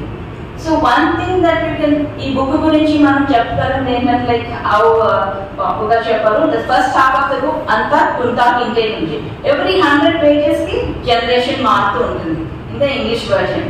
And most famous characters Kunta Kinte ఖచ్చితంగా మనకి ఆ కుంతా కింటేలో లైక్ యుఎస్ వచ్చిన తర్వాత అమెరికా వచ్చిన తర్వాత వేరే స్లేవ్స్ తో ఆయన కంపేర్ చేసుకుంటారు. వీళ్ళందరూ ఏంటి ఏమి పట్టనట్టున్నారే, ఏంటి ఇలాగా ఇంత హ్యాపీగా ఉన్నారు, ఏమి తింటాం పడుకోవడం పని చేసుకోవడం ఇంతేనా అంటే అతనికి అర్థమయ్యేది కాదు. ఎందుకు అర్థమయ్యేది కాదంటే చాలా మంది స్లేవ్స్ బాండేజ్ లో అంటే స్లేవ్ గా ఉంటేనే పుట్టారు, స్లేవ్ పేరెంట్స్ కి పుట్టారు, స్లేవ్ తల్లిదండ్రులు పుట్టారు. సో వాళ్ళకి స్వేచ్ఛ అంటే ఏంటో తెలియదు. కానీ కుంటా కింటే అది అనుభవించారు. What being a free man గా ఎలా ఉంటుందో ఫ్రీ మ్యాన్ అయితే అనేది ఆయన అనుభవించారు. కాబట్టి దట్ ఎక్స్పీరియన్స్ అతనికి బోత్ బర్డెన్ అండ్ స్ట్రెంగ్త్ అయ్యింది, బ్లెస్సింగ్ అండ్ కర్స్ అయింది. సో ఆ మెమరీ ఆఫ్ ఫ్రీడమ్ అది పోగొట్టకుండా ఆయన డిగ్నిటీ మెయింటైన్ చేస్తూ, సో వేరే స్టేట్స్ కంపేర్ చేస్తుంటే ఆయనలో ఒక డిగ్నిటీ ఒక రేంజ్ కనిపించేది. అందుకే ఆయన అంతలా బాధించి అంత చైన్స్ లో పెట్టి అంత ఎఫెక్ట్ అంత హ్యూమిలియేట్ అండ్ టార్చర్ చేసేవారు and to beat his strength అన్నమాట. సో అండ్ దిస్ ఈ బుక్ లో ఉన్నది బాగా స్టార్ట్ గా చాలా ఆబ్వియస్ గా కనిపించేది బ్రూటల్ రియాలిటీ ఏంటంటే మనిషిని డీహ్యూమనైజ్ చేయడం. ఈ డీహ్యూమనైజేషన్ ఆఫ్ పీపుల్ అంటే మనిషిగా చూడకపోవడం, మనిషి కంటే చాలా హీనంగా చూడడం, వర్స్ దెన్ యానిమల్స్. ఇప్పటికీ మనకు కనిపిస్తారు పక్కనున్న కుక్కకో ఆవుకో మనం చాలా ఇస్తాం, ఏంటి చాలా రెస్పెక్ట్ ఇస్తారు. అదేంటి కుక్కలు పడుతున్నారు ఏంటి ఇదేం చేయాలి, పక్కన వేరే హ్యూమన్ బీయింగ్ వేరే మనిషిని కొట్టి ఏంటి మనిషిగా చూడకపోయినా చాలా హీనంగా చూసినా పట్టించుకోకుండా పోతూ ఉంటాం.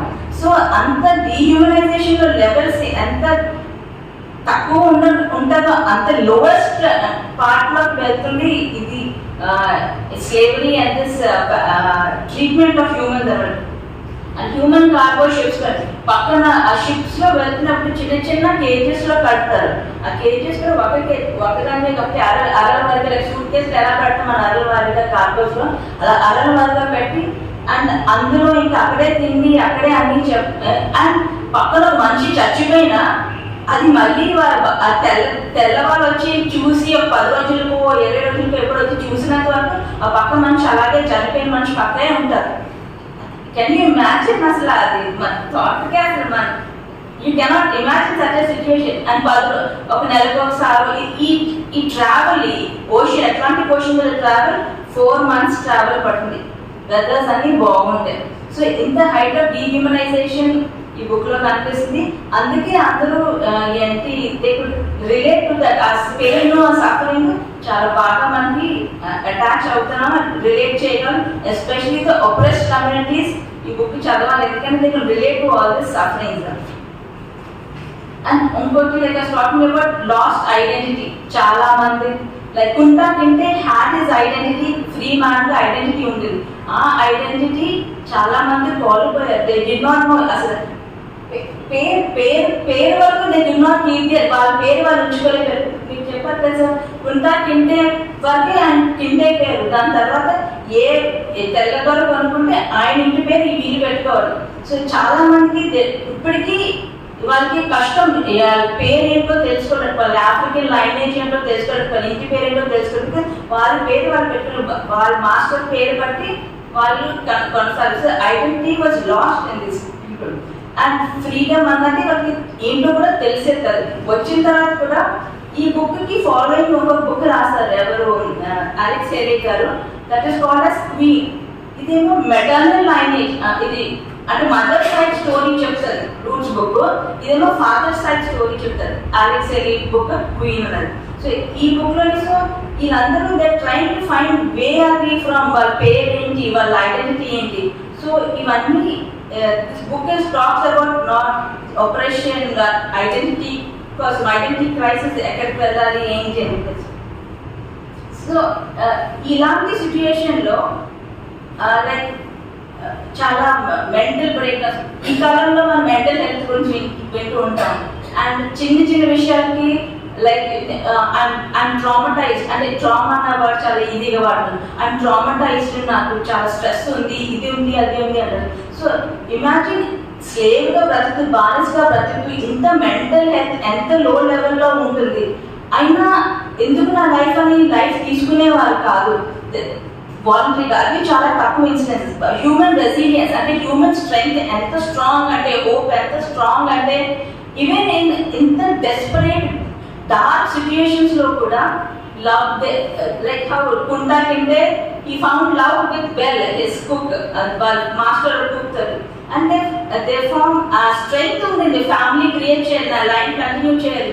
వీళ్ళకి ఫ్రీడమ్ అంటే ఏంటో తెలియాలి, వీళ్ళకి ఫ్రీ అయితే ఎలా ఉంటుందో తెలియాలి అన్న హోప్. అవన్నీ కూడా ఇంత లాంగ్ స్టోరీలో, ఇంత లాంగ్ సఫరింగ్ లో కూడా they did not lose their hope and the human resilience and the power ఇంత ఉంటుంది. కుంటా తింటే తను చెప్పిన స్టోరీ ఇన్నాళ్ళు జనరేషన్ వాళ్ళగా వచ్చి finally they could relate to what is freedom అన్నది you can see in this book. And చాలా క్రిటిక్స్, చాలా మంది ఈ బుక్ ను అపోజ్ చేసి ఇది కరెక్ట్ హిస్టరీ కాదు, ఆయన ఆన్సెస్టర్ అసలు కుంటా తింటే కాదు, ఇదంతా ఫిక్షన్, ఇవన్నీ చెప్తూ ఉంటారు. Yes, part of it biography, autobiography అయ్యి ఉండొచ్చు, పార్ట్ ఆఫ్ ఇట్ ఫిక్షన్ అయ్యి ఉండొచ్చు. బట్ వాట్ ఈస్ ఇంపార్టెంట్, ఈ బుక్ ఓవర్ నైట్ లో సక్సెస్ అయింది. చాలా మందికి చదవాలి, చాలా మందికి రీచ్ మెనీ పీపుల్. అండ్ దీన్ని బట్టి వాళ్ళకి థాట్స్, దే కుడ్ వాళ్ళ హిస్టరీని వాళ్ళు క్యాప్చర్ చేసుకోగలరు. సో దిస్ బుక్ చేయవలసిన పర్పస్ చేసేసింది, like to your history through a story. So మనం ఎప్పుడైనా స్టోరీ సబ్జెక్ట్ చెప్పినా ఏం చెప్పినా బోరింగ్ గా చెప్తే ఎవరికి నచ్చదు కదా, ఇంట్రెస్టింగ్ గా చెప్తేనే అర్థం. So this story acted like a history అన్నమాట, అండ్ హిస్టరీ లెసన్ లాగా. అండ్ దే కుడ్ మొబిలైజ్, అంటే వాళ్ళు వెళ్ళి వాళ్ళ రూట్స్ ఏంటో కనుక్కోవడానికి help them a lot. So like finally to conclude, మనము మన రూట్స్ ఎప్పుడు మర్చిపోకూడదు. అండ్ మన రూట్స్ ని మన చిల్డ్రన్ కి పాస్ ఆన్ చేయాలి. లైక్ మా ఫాదర్ కథలు, ఇప్పుడు అనుకున్నాను మా ఫాదర్ కథలు చెప్పినప్పుడు రికార్డ్ చేయాలి, ఇవన్నీ రాసుకోవాలి, మళ్ళీ నేను మర్చిపోతాను, నా నెక్స్ట్ జనరేషన్స్ వినరు, ఇవన్నీ. సో అందరికీ వాళ్ళ రూట్స్ మర్చిపోకూడదు అండ్ ఎప్పుడు చెప్తూనే ఉండాలి. అండ్ మన ఎక్కడి నుంచి వచ్చామో మర్చిపోకుండా ఇవంతా కంటిన్యూ చేస్తేనే కానీ బెటర్ జనరేషన్ రాదు మనకి. And just like Roots we also should keep repeating our stories. చెప్తూ ఉండాలి. ఇదివరకు రోజుల్లో అమ్మమ్మ పక్కన తాతయ్య పక్కన పడుకుని కథలు వినేవారు. ఇప్పుడు ఆ ట్రెడిషన్ లేదు. ఎవరో ఎక్కడ ఉంటారు, ఇంకెవరు ఎక్కడ ఉంటారు, అమ్మమ్మ తాతయ్య కథలు మిస్ అవుతుంటారు. I feel very sad. So ఇది చెప్తూ ఉంటే it is very important and we can మన నెక్స్ట్ జనరేషన్స్ కి మనం పాస్ ఆన్ చేయాలి. And I thank everybody for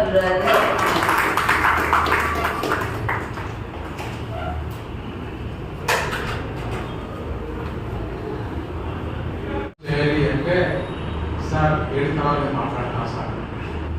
మరో సందర్భంలో బాబు నువ్వు కూడా ఒక ప్రసంగం చేయాలి సార్ 7 తరాలు మాట్లాడు సార్ అందరూ అదే బుక్ అన్నారు. నా మనసులో అదే దగ్గర ఉంది కాబట్టి 7 తరాలు మాట్లాడడం జరిగింది. మనందరికీ గుర్తుంటుంది ఒక 5 years బ్యాక్ జార్జ్ ఫ్రాయిడ్ ఇప్పుడే రాసుకున్నాను, దాన్ని మాట్లాడదామని రాసుకున్నాను నేను. అంటే జార్జ్ ఫ్రాయిడ్ పులి చరిత్ర రాసినంత కాలం వేటగాడి చరిత్ర అంటారు కదా, అది ఆఫ్రికన్ సాంగ్. అంబేద్కర్ అంటారు చరిత్ర తెలియని వాడి చరిత్ర సృష్టించగలిగిన. కార్ల్ మార్క్స్ లో ఒక ఫేమస్ కోట్ ఉంది, history repeats. Marx dialogue, Karl Marx dialogue. History repeats first has tragedy then has farce. So చరిత్ర పునరావృతం అవుతుంది, ముందు దుఃఖకరంగా ఉంటుంది, తర్వాత ఒక జోక్ అయిపోతుంది. భారతదేశ చరిత్ర అలాగే ఉంది. ఏదైతే ఇంటాకుంటే నేను ఇంత మదన పడుతున్నానో, బానిసగా బతకలేకపోతున్నానో, నా స్వాభిమానాన్ని, ఆత్మగౌరవాన్ని, గౌరవప్రద జీవితాన్ని కోల్పోతున్నాను అని ఏదైతే మొదలుపడుతూ చుట్టూ ఉన్న వాళ్ళ పట్ల ఎట్లాగా వీళ్ళని ఇంత హ్యాపీగా ఓటు చేసుకుంటున్నారు ఆయన థాట్ ప్రాసెస్ నాకు జ్యోతిబా ఫూలే గుర్తు చేసింది. జ్యోతిబా ఫూలే సందర్భంలో ఒక స్నేహితుడు పెళ్లికి వెళ్తే, నువ్వు శూద్రుడివి, ఈ పెళ్లి బారాతలో పెళ్లి ఊరికింపులో నడడానికి నీకు హక్కు లేదు అని చెప్పి జ్యోతిబా ఫూలేని తరిమేస్తారు. అక్కడి నుంచి తరిమేస్తే చదువుకున్న వాడిని, కుటుంబం మంచి పేర్లున్న వారికి ఉన్న కుటుంబం అయినా కూడా నన్ను ఒక శూద్రుడనే ఒక వంక పెట్టి నన్ను తరివేశారు. వీళ్ళేంటి ఎలా మూతికి మెంత ముందుకు చేపలు పెట్టుకుని హ్యాపీగా ఆడుకుంటున్నారని ఆశ్చర్యపోతాడు ఆ బెత్తవాడు చూసుకున్న పిల్లల్ని. అంటే ఇగ్నోరెన్స్, అజ్ఞానం. ఏదైతే మానవ గౌరవం ఒక అనివార్యమైన చిన్న సందర్భంలో ఒక ప్రక్క బరాక్ ఒబామా ప్రెసిడెంట్ అయినప్పటికీ 15వ శతాబ్దంలో అబ్రహం లింకన్ చెప్పినట్టు ఆయన డ్రీమ్గా భావించి రూపుమాపినప్పటికీ నిజమైన విముక్తి ఎక్కడ వచ్చిందంటే, ఏ క్రైస్తవంలో వాళ్ళు అమ్ముడుపోబడ్డారో అదే క్రైస్తవం ప్రొటెస్టెంట్స్ రూపంలో వీళ్ళందరికీ ఒక గౌరవాన్ని ఇచ్చింది. క్రైస్తవం అంత ఉధృతం అవడానికి కారణం బ్లాక్స్. ప్రొటెస్టెంట్ ఉద్యమం మనకి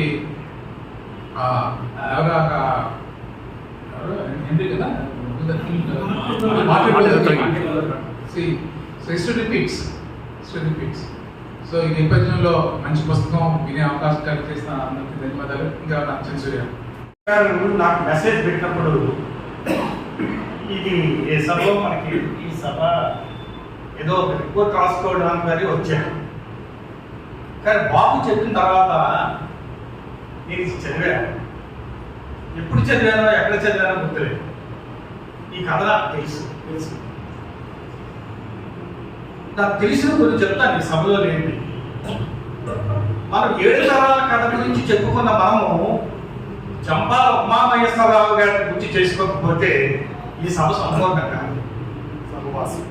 చంపాల ఉమామహేశ్వరరావు తెనాలిలో 1933 దుగ్గిరాల్లో జన్మించారు. ఒక జర్నలిస్ట్ ఆయన పేరే సాహ్వాస్. ఆయనే అనువాదం చేశారు పుస్తకాన్ని. ఇంగ్లీష్లో 800 పేజీల పుస్తకము తెలుగులోకి వస్తే 200-300 పేజీలు గుర్తించారు. 7 తరాలు శీర్షిక నాకు నచ్చలేదు. తర్వాత ఎవరైనా సహవాస అభిమానులు ఉంటే అతను వాదించకండి, నాకు నచ్చలేదు. 7 తరాలంటే ఈ పుస్తకం ఏదో పిల్లలకి సంబంధించిందో, అటు 7 తరాలు ఇటు 7 తరాలు అని అనుకుంటారు. కానీ ప్రపంచంలో ఒక పెద్ద సమస్యను, బానిసత్వ సమస్య గురించి రాసినటువంటి ఒక కథకు ఒక బానిస సంఖ్యలను ఎన్నాళ్ళు ఈ బానిసత్వం మనం పేరు పెట్టాలి. కానీ 7 తరాలు ఎందుకు పెట్టారంటే ఈ కథలో 7 తరాల కథ ఉన్నాయి. కుంటే అతనికి టాబో అనే పేరు కూడా పెట్టుకున్నారు. వాళ్ళు పెట్టుకున్న పేరు టాబో. నాకు గుర్తుకొచ్చే విషయాలు, కింటే కూతురు కిచ్చిని వాళ్ళు అనుభవిస్తారు. అప్పుడు పుట్టేవాడే చికెన్ జార్జ్ 3వ తరం. చికెన్ జార్జ్ తర్వాత వాళ్ళ వారసత్వంలో టామ్ తర్వాత అతని వారసత్వము సింథియా తర్వాత ఆ వారసత్వము బెర్త్ తర్వాత 7వ తరం వాడు రూట్స్ అతనే రచయిత. అంటే ఏంటి ఈ కథ సారాంశం మనకు తెలిసేది? ఈ బానిసత్వం అన్నది 1 రోజుది 2 రోజుది కాదయ్యా, 7 తరాల కొనసాగినటువంటి భయంకరమైనటువంటి ఒక జాగ్రత్తను చెప్పడానికి. 1600 సంవత్సరంలో 20 మంది బానిసలు ఉండేవారట. 1800 సంవత్సరం వస్తే 20 లక్షలు అయ్యారట. నాకు గుర్తున్న విషయాలు మా ఇవన్నీ. సమతా సాహితీకి ఒక మంచి ఆంగ్ల సాహిత్యాన్ని, అంటే తెలుగులో అనుకున్న ఒక మంచి సాహిత్యాన్ని, ఇప్పటికి కూడా బానిసత్వం లేకపోలేదు. ఇంట్లో 10 మనుషులు నివసిస్తున్న వాళ్ళు ఎంతమంది ఉన్నారు? చాపకం నీరులా ఉంటుంది. ఇట్లాంటి నవలలు సమాజంలోకి వెళ్ళినప్పుడే కొంత చైతన్యం కలుగుతుందని భావిస్తే ఈ అవకాశం కాబట్టి. తర్వాత కాలు నరికేస్తారన్నారు. నాకు గుర్తుంది, పాదం నరికేస్తారు. వేదిక సమతా సాహితీ చాలా మంచి మంచి పుస్తకాలు మనందరికీ పరిచయం చేస్తుంది. ముఖ్యంగా ఈరోజు రూట్స్ చూసుకుంటే చాలా గొప్ప పుస్తకం. అమెరికాలోనే కాకుండా ప్రపంచవ్యాప్తంగా అనేక మంది సంఘ సంస్కర్తల్ని, విప్లవకారుల్ని, విజేతలను కూడా బహుశా ఈ పుస్తకం అందించుండొచ్చు. ప్రపంచం గర్వించదగ్గ పాప్ సింగర్ మైకేల్ జాక్సన్ కానీ, మైక్ టైసన్ కానీ, కెన్యాలో గొర్రెలు కాపరే కొడుకు అమెరికాకి అగ్రరాజ్యానికి ఒబామా లాంటి ప్రధానమంత్రి కావాలంటే ఇలాంటి పుస్తకాల నుంచి వచ్చిన ప్రేరణ, వాటి నుంచి వచ్చిన నవళ్ళు కానీ, సినిమాలు కానీ, కథలు కానీ. సో ఇంత మంచి కార్యక్రమంలో ఈ బుక్ కోసం అద్భుతంగా విశ్లేషించిన కోయిలాడి బాబు గారికి, గైనకాలజిస్ట్ డాక్టర్ సుజాత మేడం గారికి, సుగుణారావు గారికి, వైటి దాస్ గారికి, అందరికీ ప్రతి ఒక్కరికి, ఇక సామాజిక సాహిత్య సమితి నడిపిస్తున్న డాక్టర్ మాటూరు శ్రీనివాసరావు గారికి, ముఖ్యంగా ఈ కార్యక్రమంలో మీ విలువైన సమయం కేటాయించి చివరిదాకా ఓపికగా విని ఈ కార్యక్రమాన్ని జయప్రదం చేసిన మీ ప్రతి ఒక్కరికి హృదయపూర్వక ధన్యవాదాలు. Keep supporting. Thank you.